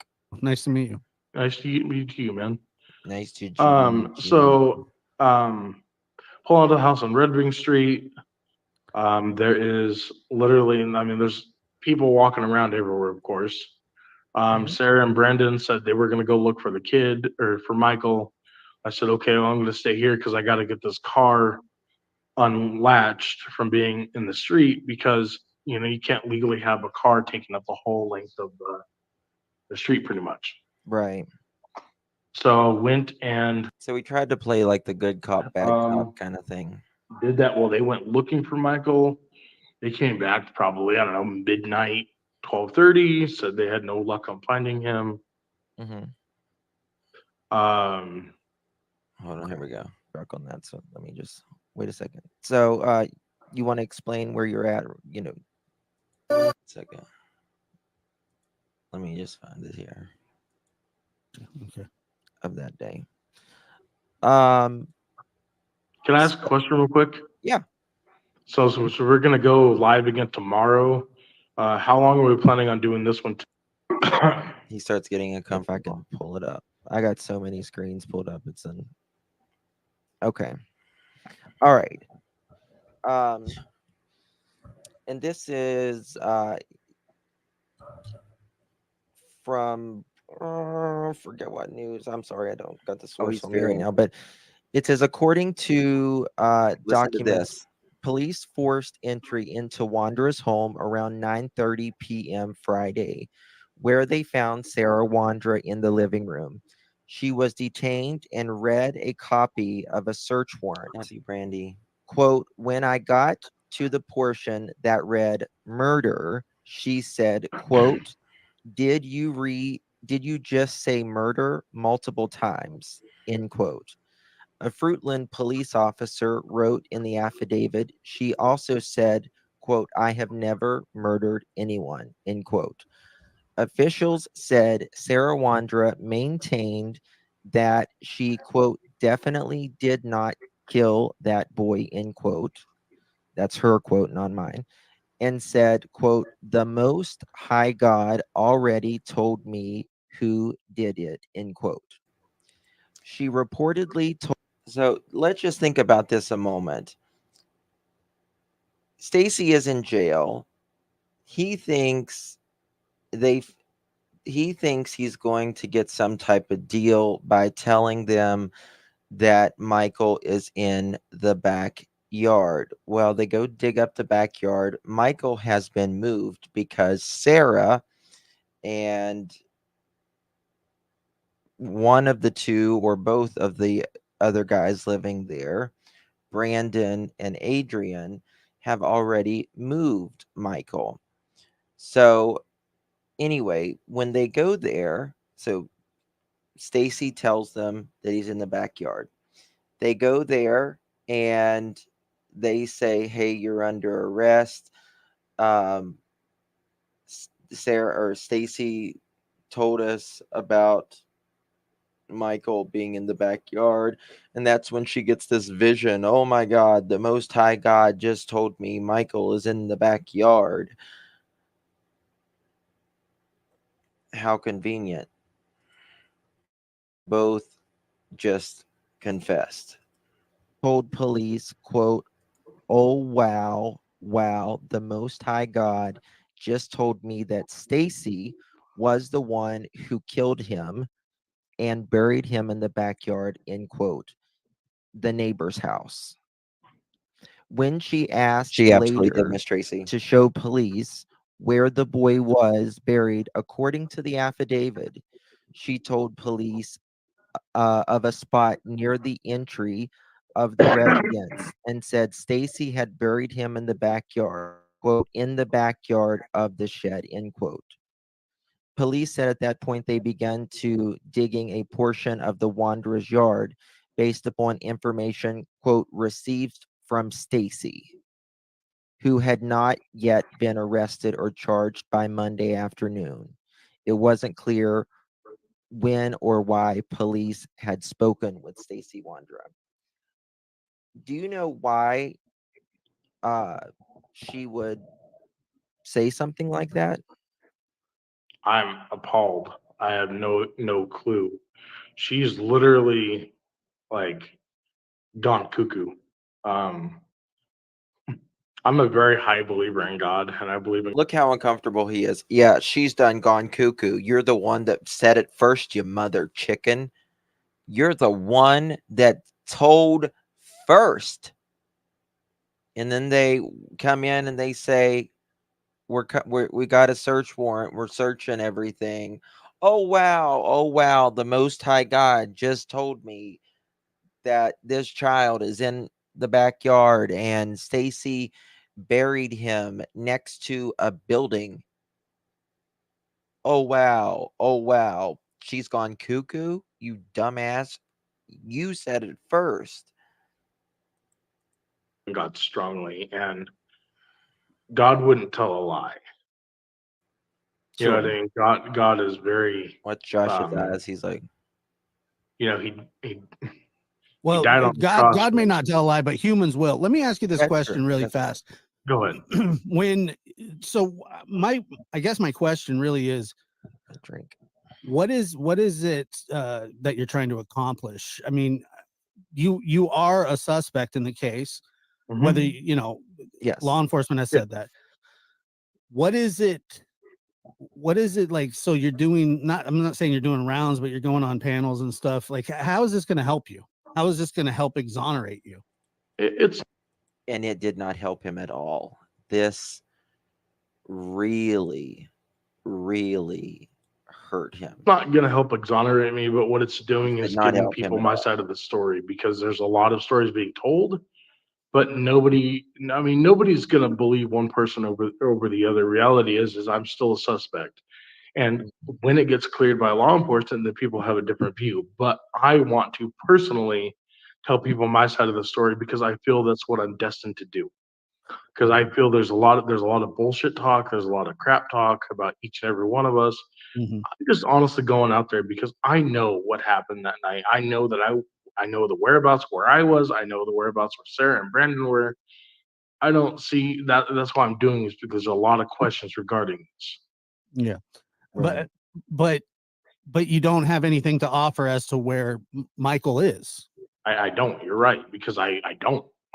So what I'm saying is, like, and the point that, I mean, that should take 5 minutes to say.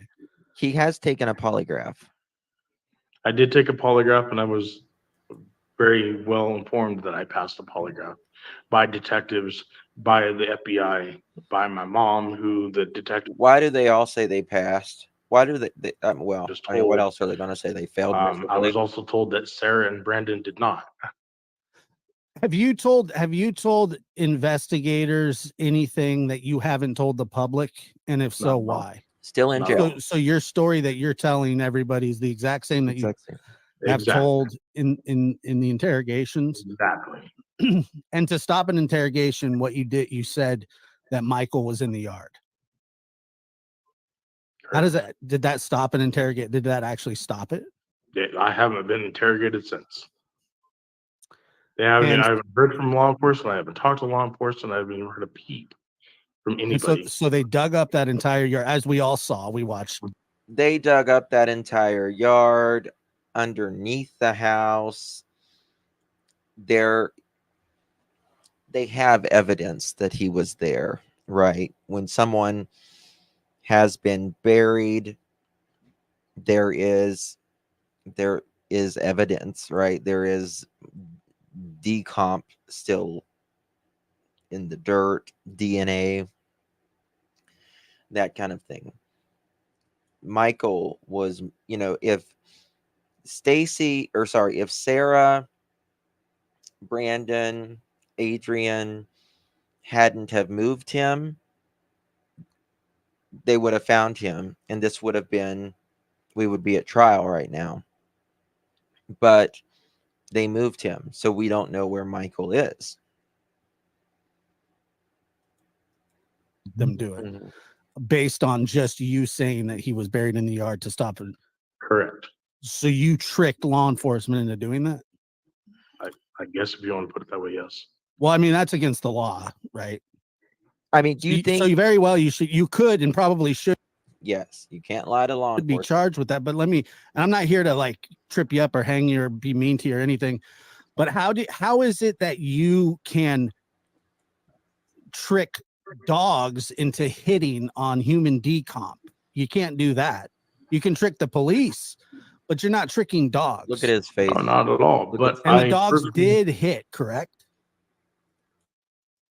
apparently that's what There I'm were being supposed to told, be yeah. multiple dogs. So According to, you told them that Michael was buried in the yard, and then, which you say is a lie, but then dogs hit on human No. beings. Sarah used to tell her ex-husband that she wanted to like kidnap and tie up people.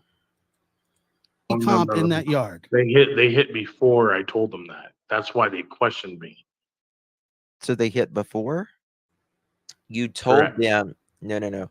He told them that he was in the backyard. Then they hit.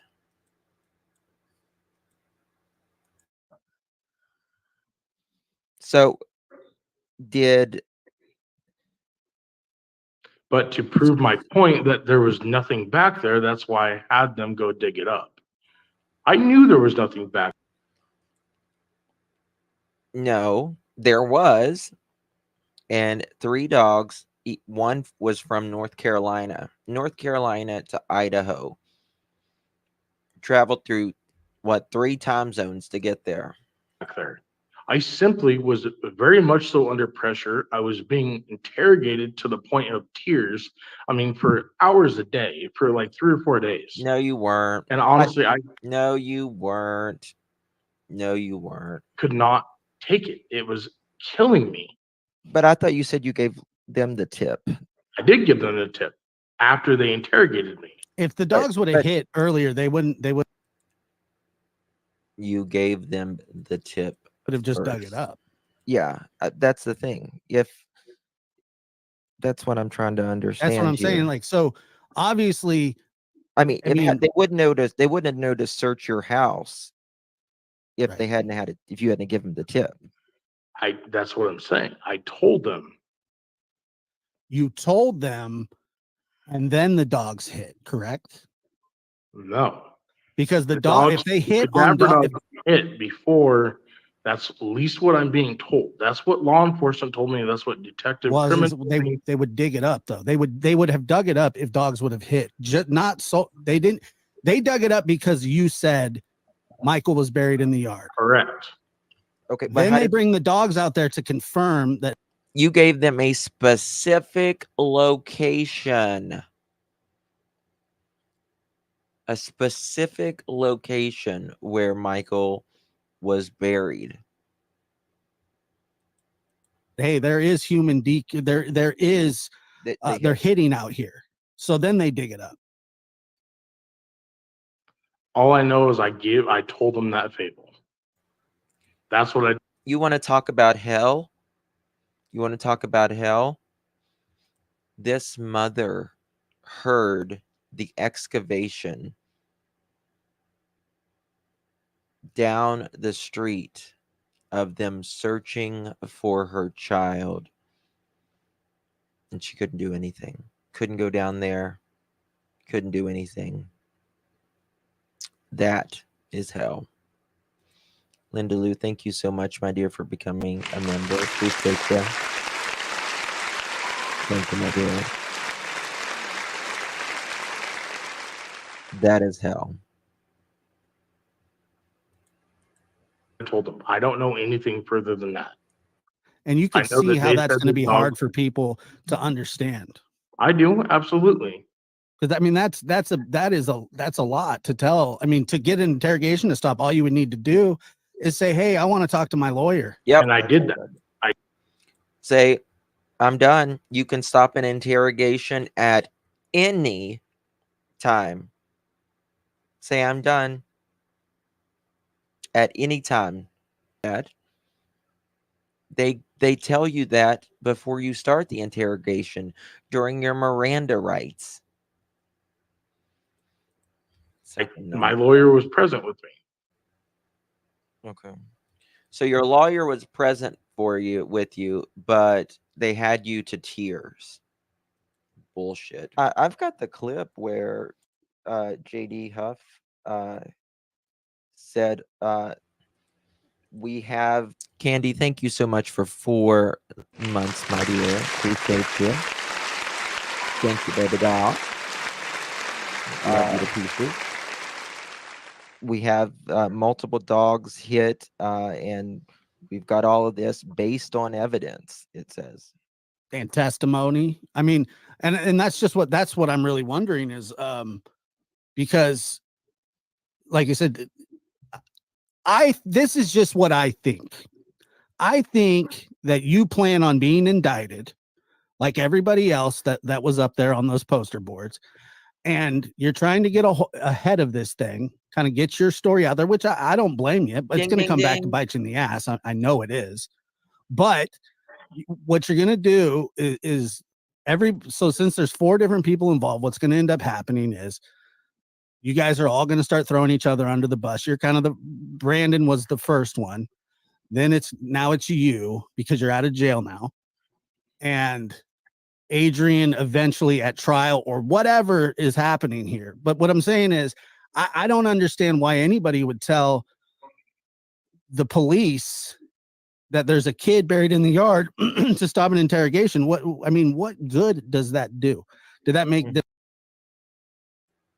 Yeah, probable cause affidavit. They hand dug first, and Stacy spoke to us not in custody. did that help you in some way?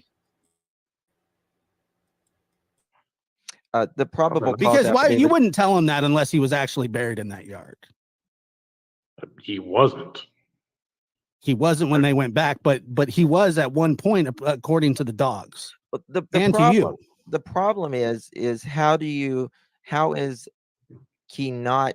I mean, how is he not found? I mean, he obviously was in that yard at some point. Investigators and dogs and everyone picked it up. Now, maybe you didn't have nothing to do with it, but somebody at that house did. You know what I mean? That's the thing. And who was it? And that's what I'm saying. That's why I'm telling my side, because I know for a fact, and per the posters and the pictures and everything that I posted that I sent to Justin, like I had nothing to do with this boy's disappearance. I had no knowledge of him being buried. If he was buried, that's news to me. And what's weird about it is our neighborhood, like they have. Imagine making up a lie and saying that this child that had been missing for over a year at this point, saying out of all the places in Fruitland, Idaho and around Fruitland, Idaho, you say, oh, Michael was buried in my backyard. But you tell the police that, and then they knock on the door, and then your wife says, oh, the Lord God told me that my husband did it, Stacy, and he's buried next to the building. And then Stacy tells them specifically where he was buried as well. They tell the same spot. And then they dig it and they find that he's not there, but they find evidence that he was once buried there. Coincidences like that don't happen. And then Stacy's like, well, he might have been buried there. He might have been buried there, but I had no knowledge of it, except I just told you that he was in the backyard, and my wife just told on me as well. And I told you the location. Cameras that like from Sky Camera, whatever it is, that you can see into the backyard. There were holes My dog Oakley, it was a digger, Bullshit. but she dug right when you walked out the front patio where the dead spot is where the barbecue was. Mhm. But Now, it was dead because the barbecue we had 2 barbecues at the time, and one was sitting on the grass. One in of this the things. affidavit, Oh, sorry, sorry, Justin. go ahead, Josh. Well, one of the things that the dog would do is when they're sniffing in the yard, not only would they do that, at any point, if he was in the house at all, if Michael was in your house, the dogs would hit at the front porch. Did they? No, not to my knowledge. No. I think they hit beside the front porch. Oh, okay. So that would indicate that he was near the house. So Michael, I mean, let's just be honest here. Michael was around that house.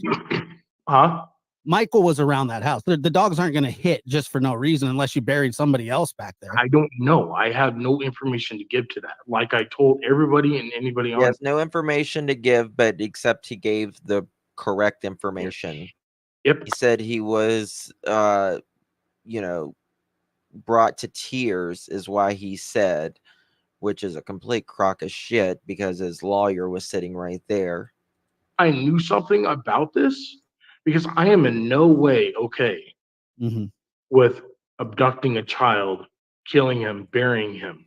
Except I you would did. bury somebody else for doing that to somebody like that. Except now, you did. the probable I cause would be- affidavit, it says that you spoke to them while you were not in custody about this. I gave them permission Okay, maybe that's what to that search the house when Sarah got arrested. Mhm. I didn't get arrested. She got arrested April 13th of 2022. I got arrested May 6th of 2022. Okay. All right. Do you expect to be indicted for this? I was going to ask the yeah, there would be no question that someone may be buried in my backyard. He is batshit crazy. Yes. Most of us know that there is no body buried in any of our backyards, right? Right? But there was his. I mean, If I am- obviously you have an idea that you're probably, or else you wouldn't be doing this. I mean, let's just I've seen doing this this to before. clear. Hey Elf, he wasn't why was he released? I can't remember why he was released. It was he was arrested on non-related charges. He based upon a pew that he was not supposed to have.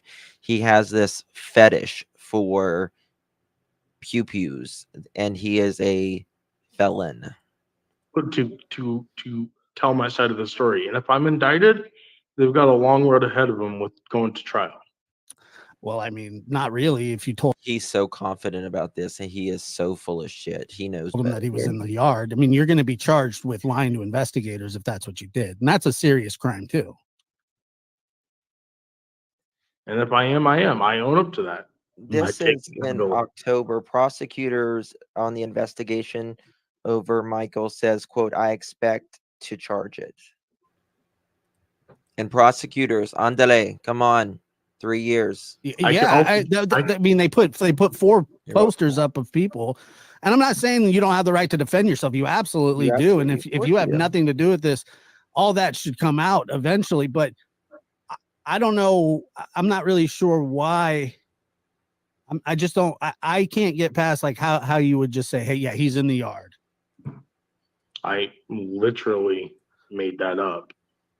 And There was then no- dogs there was literally nothing hit behind it. on human decomposition. Yeah, that's the problem is if you made it up and he was actually in the backyard, I mean,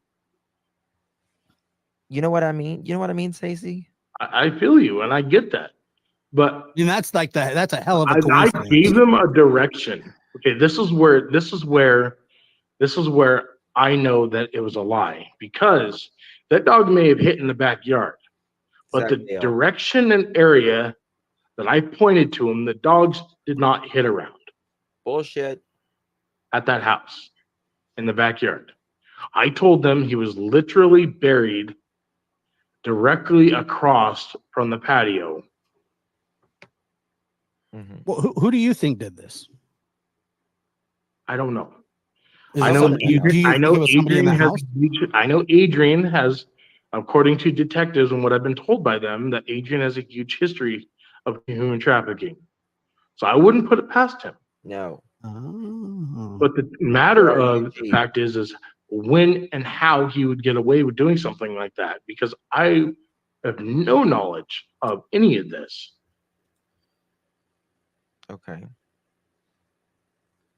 All right. Let me just play this.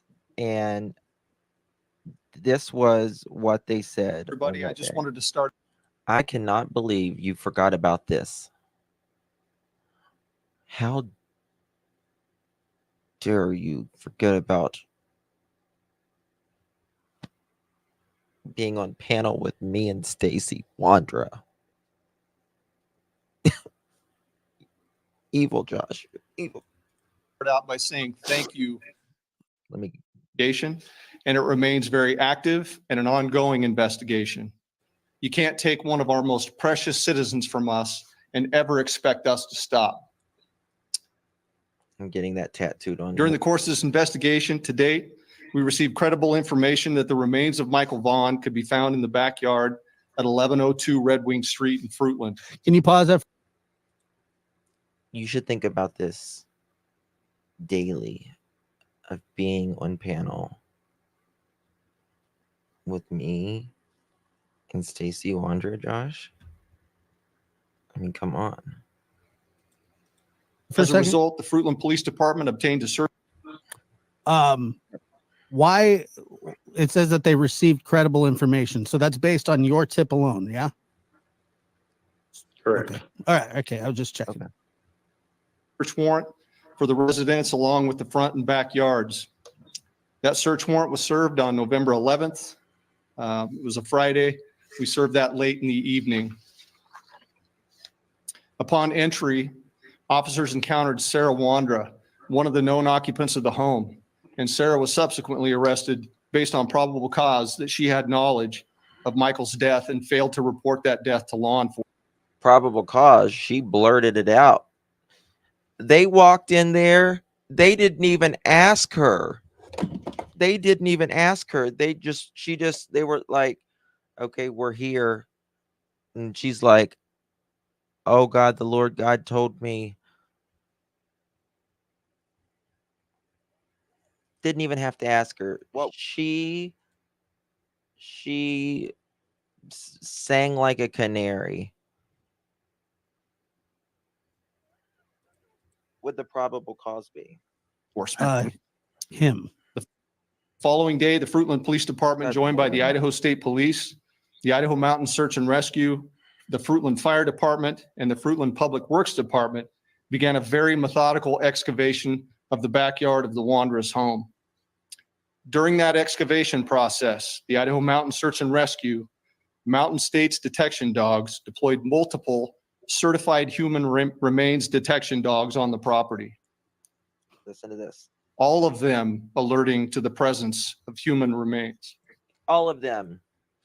All of them. And they got a very specialized dog from North Carolina to Idaho, traveling time zones to get there.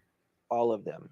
So that's Go ahead. that's where the problem, Right here. you know, that's where the story really starts to fall apart for you. Is you're saying that I made this up, but then you have multiple dogs. Every dog that was there hit. Yes. Mm-hmm. They're not hit. Yes. The dogs also hit at Brandon's mommy's house.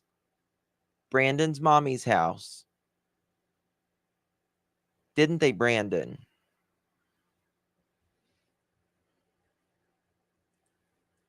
I mean, you can bring them to my backyard right now. I can make up a lie. They're not going to hit, and they're not going to dig up my yard. That's right.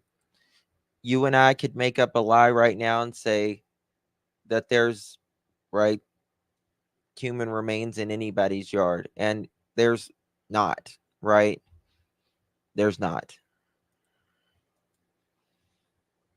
I mean, you understand that. Penetrating radar was also used Sorry, go ahead. Oh, that's it. I was just wondering. I just want to finish this little and bit right here. deployed, detecting anomalies in the backyard.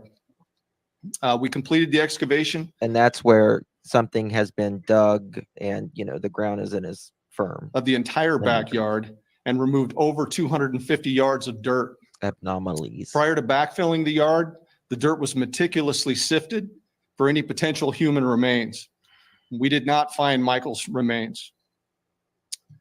Although the remains of Michael Vaughn were not recovered, we strongly believe, based on evidence, that Michael was abducted and is deceased, and that Thank you. Based on evidence. his remains were buried and later moved from the property. As of today, the whereabouts of his remains are unknown. However, the investigation is active. Pearl's mom, I don't know what you mean by the parents' yard. They dug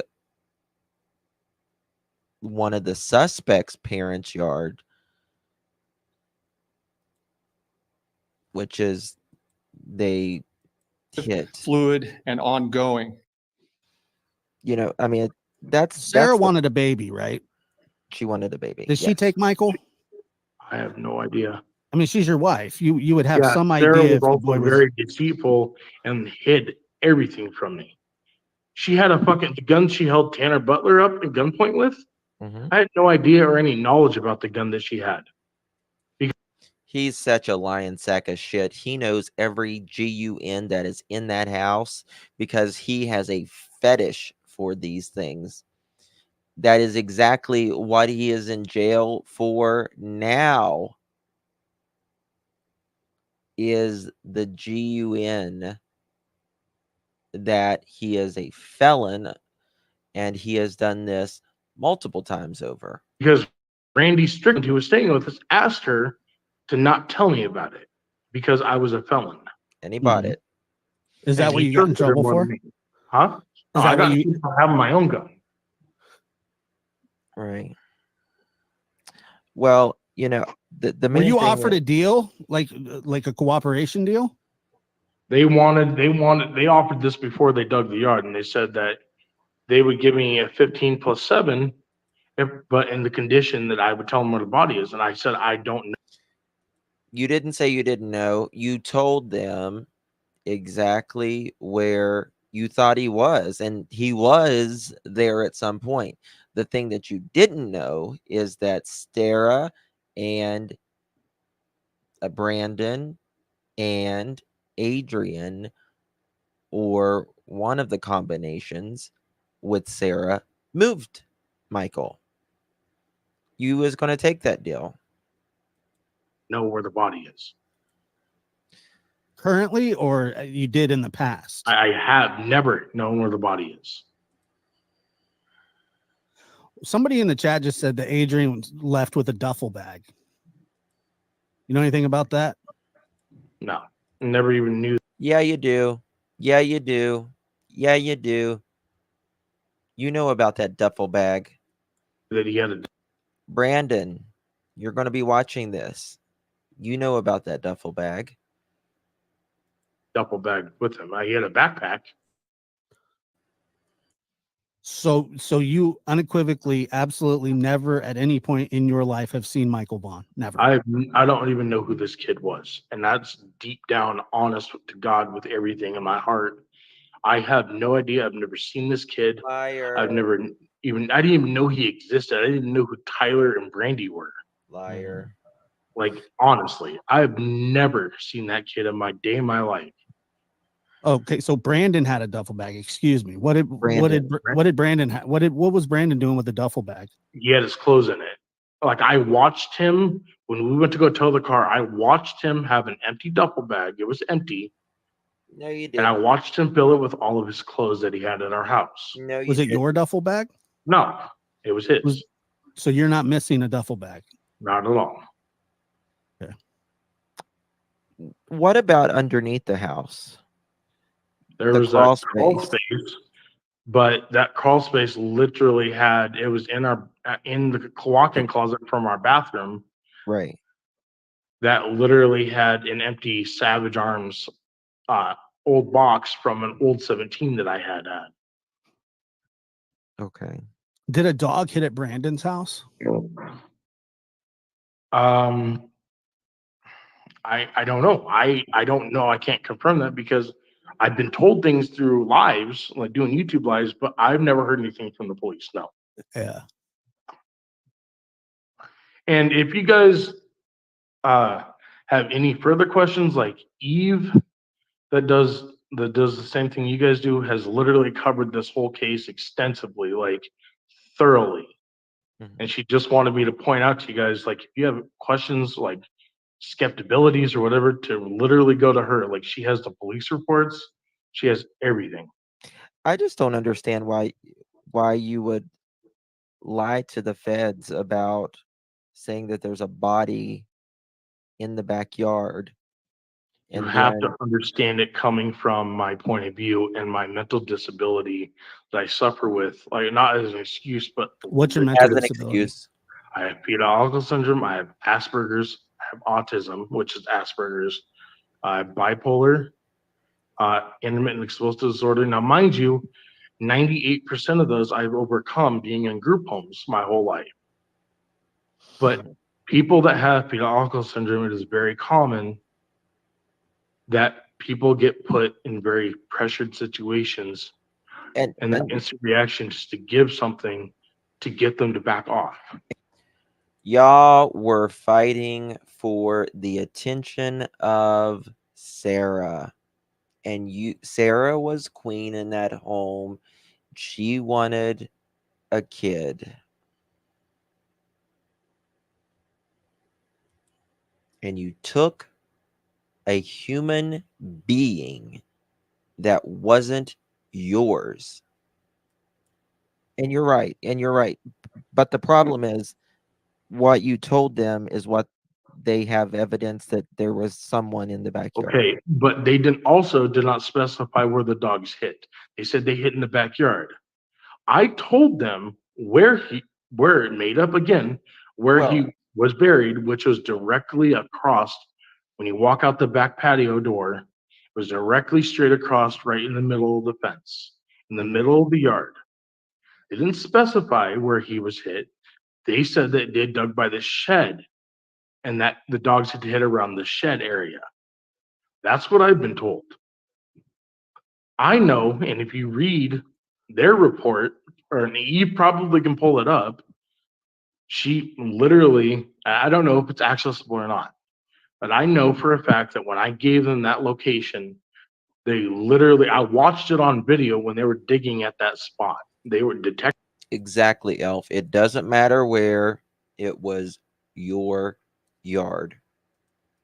was on the phone with me. Hmm. They dug nothing up. The dogs did not hit in that spot. I watched them. Hmm. But you said that he was in the yard.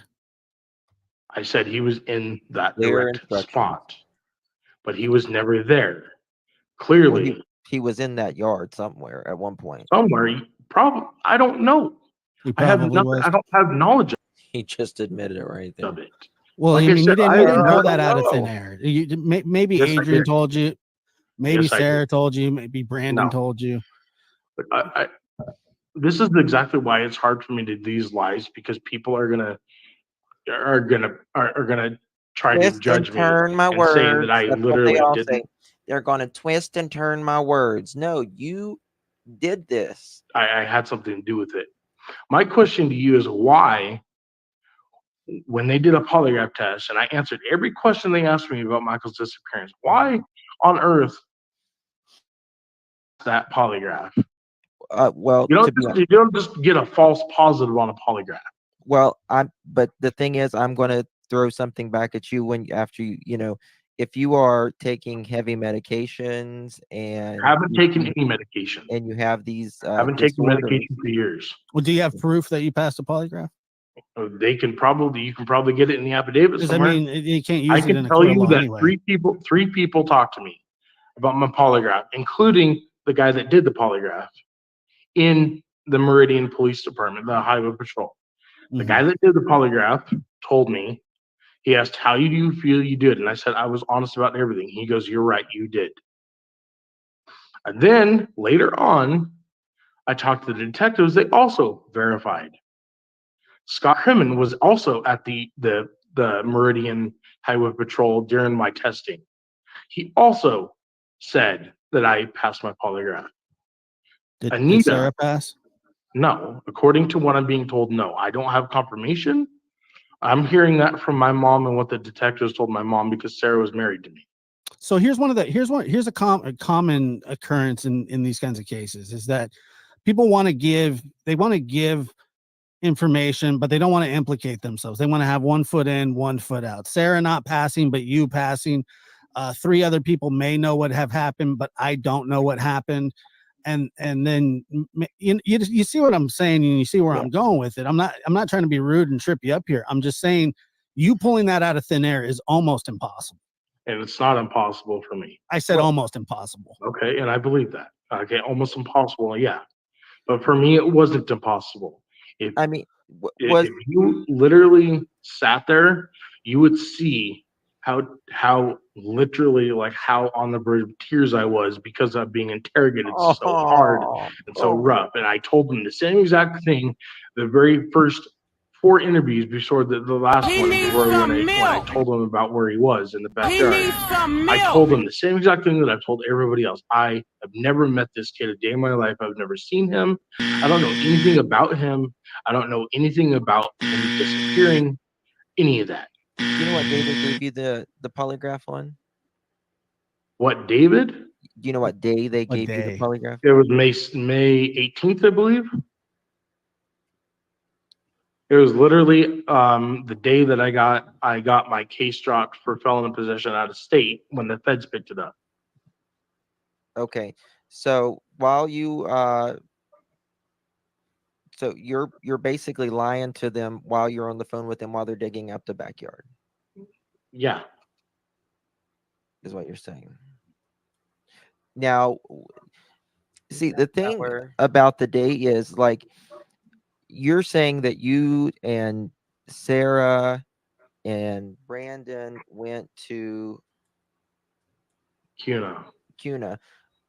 Now, the thing with Brandon's story, which he's saying that him and Stacy got home and they went to the gas station. Him and Sarah? Or Sarah, sorry, him and Sarah No. went They to never the went to gas the station at station. 7:00. No. And it's like somebody's lying here. Somebody's lying, and it's They never went to the gas station. We left in our truck to go tow his car upon his request. Mhm. I have Why did no you stop? Why reason did you to stop lie. at 8th in Arizona again? I'm just curious about To that. put Why- power steering fluid in the truck. And it what time wasn't was that? directly on Arizona Street. It was probably about 50, 60, maybe 70 feet, 80, maybe 100 feet behind Arizona, like before Arizona Street. Literally right after you turn left out of our subdivision to go on 8th Street is where we pulled off. Was Brandon with you? Yes. And so when you did that, just about the time that Michael goes missing, you understand that, right? Just kind of coincidental too. I don't know what else to tell you guys. Yeah. That's right, guys. Exactly. That's right. They are seen at the corner of right where Michael Vaughn went missing. And then months later, he admits that Michael is in his backyard. They go in the house. Sarah sings like a canary. They dig up the backyard. He wasn't there, but they have evidence that he once was there. But he was pressured, and he would just absolutely all of these things aligned for just this conspiracy. It's bullshit. It's absolute bullshit that he can sit there and say that Michael. They did not abduct Michael whenever it was on the corner of 8th in Arizona, right where Michael's house is, there on the corner. It's like 100 feet or something. I can't remember how far it is from the corner of Michael Vaughn's home. Seen there, and just amazing, just amazing. And then also the dogs also hit at Brandon's mom's home while she was out of town. That is where they took Michael. Guys, I've Yeah. told everything. I've told Uh, everything as Look, I've asked everything that and I know some people are saying, "Oh, Josh, you're being mean." I don't think I am. I'm just asking questions. And I'll let you I don't finish think up, Justin. no, I don't think you're being mean. And I mean, I think we're trying to find out what's going on here, and that's the thing. There's 4 different people saying 4 different things. Um, Yeah. what time were you on 8th and with the power steering fluid? I I don't have an exact time. Like I said, it's probably But the problem is, like, why do you need to stop right then and put power steering fluid in? because when Sarah made the left turn, the whining on the truck, when you have low on power steering fluid and your power steering is low on fluid, it will cause an extensive whine. Yep, he just happened to need power steering fluid right there on the corner, right there where Michael Vaughn, around the places where he went missing, right where his house is. Right then, he had to have power steering fluid. And Mhm. it literally sprays everywhere. When not if. So Brandon we is supposed to literally be in knew bed. we were making the trip. Mm-hmm. So we had stopped literally just for the sole purpose of putting power steering fluid in. I had got out in the passenger side of the truck. Sarah popped the hood. I opened the hood, opened the power steering reservoir, poured power steering fluid in, closed the cap on the Grabbed Michael Vaughn, one of you, and went to Kuna. power steering fluid, walked back around to the passenger side truck, and we left. Are you guys on CCTV anywhere? Yeah, they have that picture as well. They have that. They They have have Sure what? do. they have the They sure do. picture of us stopping on 8th Street. They have the video. It was CCTV. That was also recorded. They showed that to me. But has anybody known that? Is this the first time you're telling that? Nobody's asked me about it, but I told them everything. Oh, I didn't. I was just wondering if you were on CCTV at all that day, but they have you on CCTV Correct. on 8th in Arizona. Yes, correct. Mm-hmm. Got you on CC there, don't they? Nobody's asked it, so I'm not going to divulge it. With Brandon in the car. Correct. And Sarah. Oof. I mean, And that's a major a boy problem, right? that day. Hold on, you saw a boy that day as well, didn't you? You said you Yes. saw a boy. Further down 8th Street on the very right hand side in somebody's yard. And he didn't look anything like Michael at Yeah, he sees another child. He sees another child down like 18 houses, like 8 houses or something, which you can't even down because that's down by the splash pad. He's such a moron. And he did say that in other interviews. Brandy, he certainly did. Sweet Toughness, thank you so much for becoming a member. I appreciate that, my friend. Thank you, thank you, thank you. Appreciate you. Welcome. Welcome, welcome, welcome. any point in time. Okay. We didn't ever even approach the kid. Did the boy you saw have a yellow shirt on? It was a bright shirt, correct. From what I remember, it was shorts and a bright shirt. And he was a lot taller than the 5-year-old boy. I can tell you that much. Okay. So who put the So he's not even paying attention. He says he's just putting power steering fluid in, but he also notices a boy with a bright colored shirt and shorts on, 6 houses down. Brandy says 6 houses. I went and videoed how far you can see that where they allegedly pulled over. And you can not see anywhere in a yard 6 houses down. That is complete bullshit. You're lying, Stacy. You know you're lying. You know your ass is going to be slung in prison. Power steering fluid in. I did. So you're on video getting out of the truck. Correct. And is Stacy with you at this time? I mean, Sarah? Sarah? Yeah, she's driving the truck. She was in the Right. And I asked him, I said, tell us which house. Tell us which house you saw someone in. Tell us which house, because we'll go there. We'll ask him. Was there a you have a kid that was 3 years ago that could have been playing in the yard? I'm sure that they scouted every child in the neighborhood out. driver's seat the whole time. Brandon was in the back seat the whole time. I was the Okay. only one to get out of the truck as it's on video and recording, and the video shows me putting power steering fluid in the They truck. showed it to you? Yes. Okay. Hmm. When is the next time you put power steering fluid in that day? I didn't have to Sarah? put it until the next day. Okay. I usually had to fill up the truck once a day with power steering fluid. Was that the only place that you're on CCTV? No, I was on CCTV at the splash pad. Yes, he was at the splash pad at. I've got Is so it many was notes that here. is that common? Was that common? I'm sorry, I didn't know if that's common knowledge or not. No, He's good. that's proof. I saw proof from the detectives. They showed me the video.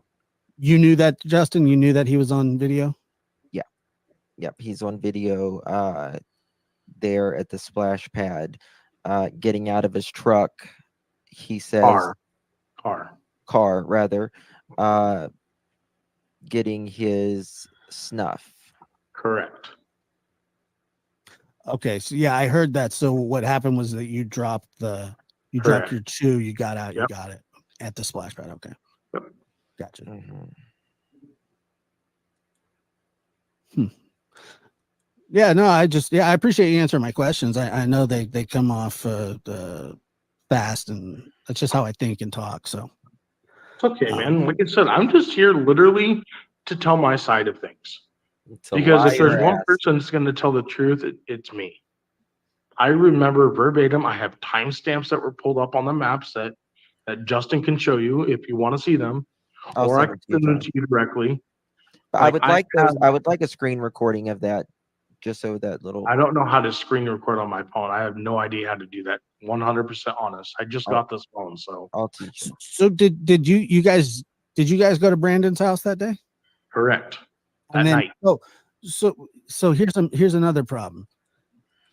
So they go there. He says they go there to tow the car, and Brandon does a load of laundry. He uses that duffel bag to get laundry. Brandon says he went there for water earlier in the day with Sarah in his interview, but regardless, they went there to tow the car. He does laundry at his mother's house, even though they have a perfectly good washer and dryer at Sarah's and Stacy's house, and even though Sarah has a laundry service that she provides by doing people's laundry. She has an actual laundry service business.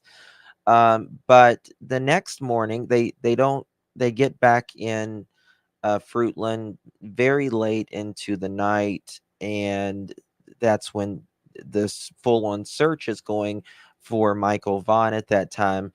And early the next morning, they are back in Kuna by 9 in the morning.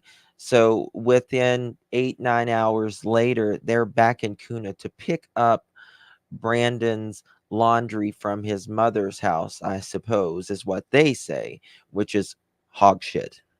Absolute hog shit. Prison justice will come. It's coming. if the dogs hit in the yard at your house, you guys are headed over to Brandon's, and the Right. dogs hit there too. I mean, obviously, there's a body that's being transported. That Yeah. Yes. Not only did they find evidence and scent of Michael's remains being at their house, which is very, very, very, very close to where Michael went missing. They found evidence that Michael was in Kuna, which is where they went that night.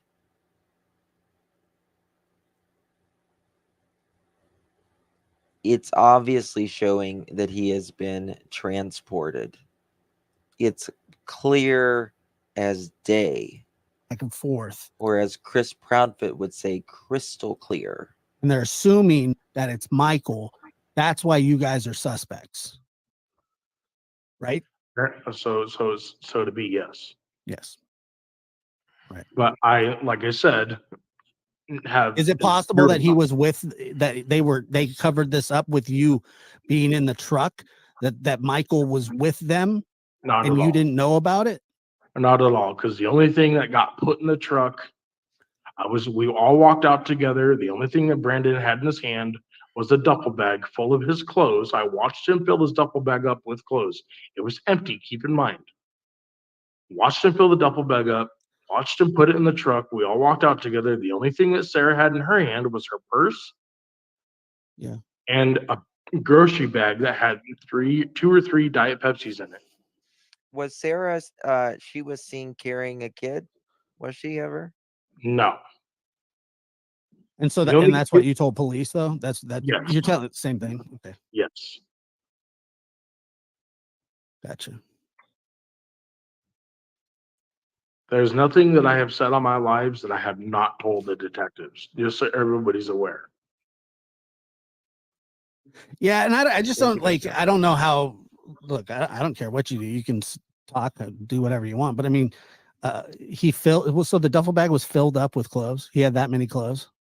He literally had a stack of clothes, a pile of clothes, and it wasn't a huge duffel bag. Keep in mind, it was literally a medium duffel bag. It's all it takes is a medium duffel bag, then, to be honest with you. I mean, it's. Listen. I used to work in a funeral home, so I know what it. I know, how and small. I'm telling you, I'm verifying on Brandon's behalf. I was a witness to him filling up his duffel bag when it was completely empty the whole time I was in the living room when he was doing this. Yeah. He didn't have a bedroom that he was staying in. He slept in the living room on the couch all the time. I have pictures of him sleeping on the couch with my dog. Did dogs ever hit on that truck? No, not at all. How did they search that truck? Yes. Or did you sell that truck? Do they still have your? Do they still have? Wait a minute. Did you sell the truck? No, the truck was repoed. How long after Michael went missing? It was July. I don't know. It was like August 2nd or something like that. August 3rd, but it was repoed, and the detectives went and picked up the truck for evidence. Okay. How did it make Stacy feel to find out his lie true when law enforcement started excavating? I don't know how to answer that. I mean, but at the same point, I mean, I don't have any information for this little boy. I want to. I want to get whoever it is that did this in trouble. You don't want to get your ass in trouble. I want it's coming. This little boy to come home to his mother.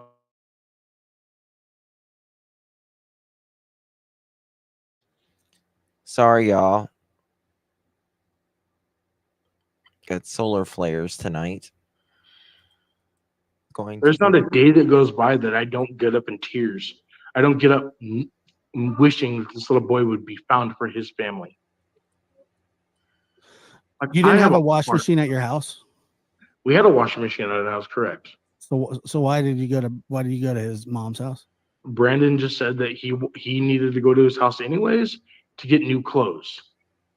But that So doesn't he make was just sense. going to do his. You're right, it doesn't, but that's what Brandon said. If it doesn't make sense, it's not true. So what it sounds like, just personally to me, is if you're putting the pieces together and you take, he's got a duffel bag, dogs hit at your house, dogs hit at his house. It sounds like he used that duffel bag for something else. I'm personally telling you and everybody on here, like I said just a couple minutes ago, I watched him So full of put shit. everything from an empty duffel bag, like the duffel bag was empty. There was nothing in it at the start. Nothing. Oh, so he him didn't take any clothes out of there? look. There wasn't a pile of clothes at the house, or he didn't swap stuff No, out? that's I mean, what I'm that's saying. No, you're just missing what I'm saying. Yes. When okay. he first came staying with us, he emptied the duffel bag. That's what I'm saying. Okay. When he loaded the duffel bag, it was again empty. There was nothing. Where would he in it, put his Where did he put absolutely. his clothes? You have a dresser at On your the house? side of the couch. On the side of the couch. Instead of leaving them in the bag. Correct. Yeah. I mean, he must have been in jail way too long. He's done a few jail times. Correct. So he, last time I checked,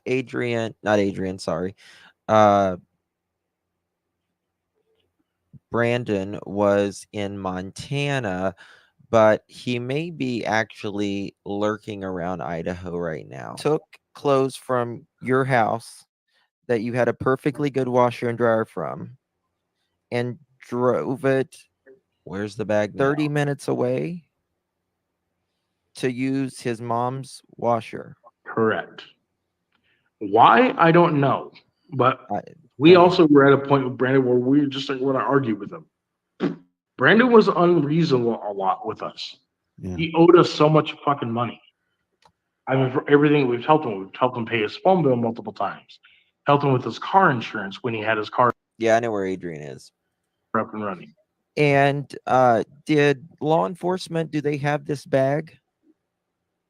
I don't know. I again have not talked to the detective since November of 2022. Has anybody threatened you? That's a part of this?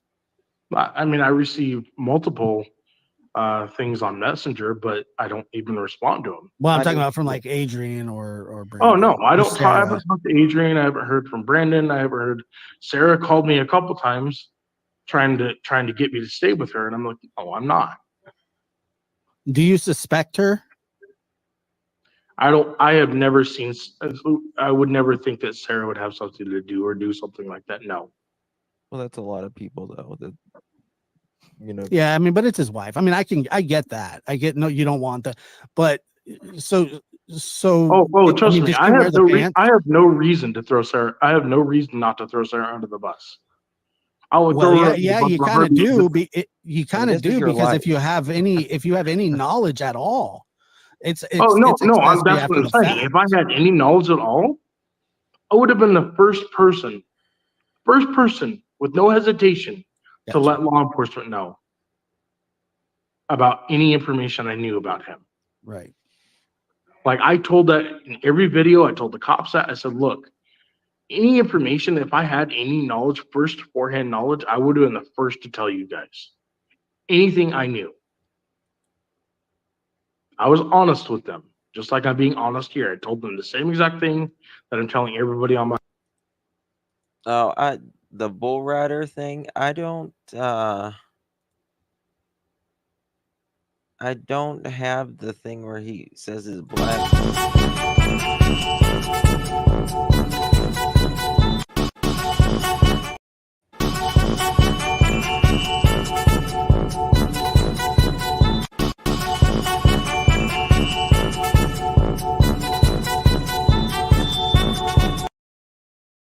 Stacy says that his testes were crunched, so he cannot produce children, swimmers, which is the absolute. I mean, Darwin for this one. That's all I got. Thank you, Lord. My lives. There's nothing, not one thing that has changed. Yeah, and sometimes, you know, after you tell a story so many times, and it has been a while, I don't know if there are discrepancies or not. I've seen a couple of them, but I do know that there are a couple discrepancies. Brandon's been pulled over twice in Idaho recently and also tried to turn in insurance info that got denied. He had a court, yes, but I believe it was changed. Okay, I knew that's what we were talking about. Like, he had a court date, I think it was yesterday, but I don't know Discrepancies. But came up what with you've told here, I mean, seems it seems like you're kind of walking us through what happened, but you're Exactly. leaving out the part Right. of, Exactly. well, look, there was obviously something, at least with those two going on, Brandon and your wife. I know. If she agreed to drive him to his mother or to his mother's house to do laundry for God knows what reason, why he's taking his clothes out of his duffel bag, setting them next to the couch. Where, like, when he walked in to stay with you guys, where did he set? He brought that duffel bag with Hold on him. a minute. Hold on a minute. He said in his interview, he said that he was just spending the night with you. No, Brendan stayed with us on multiple nights. Well, in I his mean, he stayed with us for months. interview, he said We got an he has alert. just spent the night with you guys that night. No, Yep. he is completely wrong. That's one Yeah, I'll be going live. of the reasons 1 o'clock. he owes us so much money. He's in debt with us over $1,000. He Well, agreed to pay us rent He's for called. staying with us. He said that, and this is his words, Stacy. It's not mine, but he said you were a nice guy, but you were a serial liar, is what he said. That's his words. No. Not mine. My point is this. I'm the one that's provided timestamps of that night in question. Mhm. Where's Brandon's timestamps? He's very capable of finding some way or somehow to log into his old emails to find pictures of videos that were timestamped that night. But if you, I agree. I agree. All right, guys, I'm going to end it here. We're not going to stop until we find Michael Joseph Vaughn, and that's that. That's that. He is coming home. He is coming home, and 4 of you mother chickens are going to prison. Tick tock. You guys have taken a child that deserved to live a long, full life with his family, his friends, his community, his world, and you took it, you evil son of a bitches. And I hope all 4 of you rot in the lowest part of hell. Thank you all. I am very emotionally involved in this case. This Summers case, Quentin's case. I will try to never get this close to a case again. But sometimes you just can't help it. All right, guys. Love you all. Love you, Brandy. Love you, chat. Thank you, mods. Thank you, members. Thank you, donors. Thank you all for being here. Every single one of you. Hit the thumbs up. We need this to get out. Keep Michael's name out there. Summer's name. Quentin's name. I'll be down in Savannah the end of June. Trial starts. Leilani, it's your turn. All right, guys. I'll be live here in a little bit, probably in an hour or two. We'll be talking more. So it's the weekend, Friday into Saturday. Thank you all for joining me.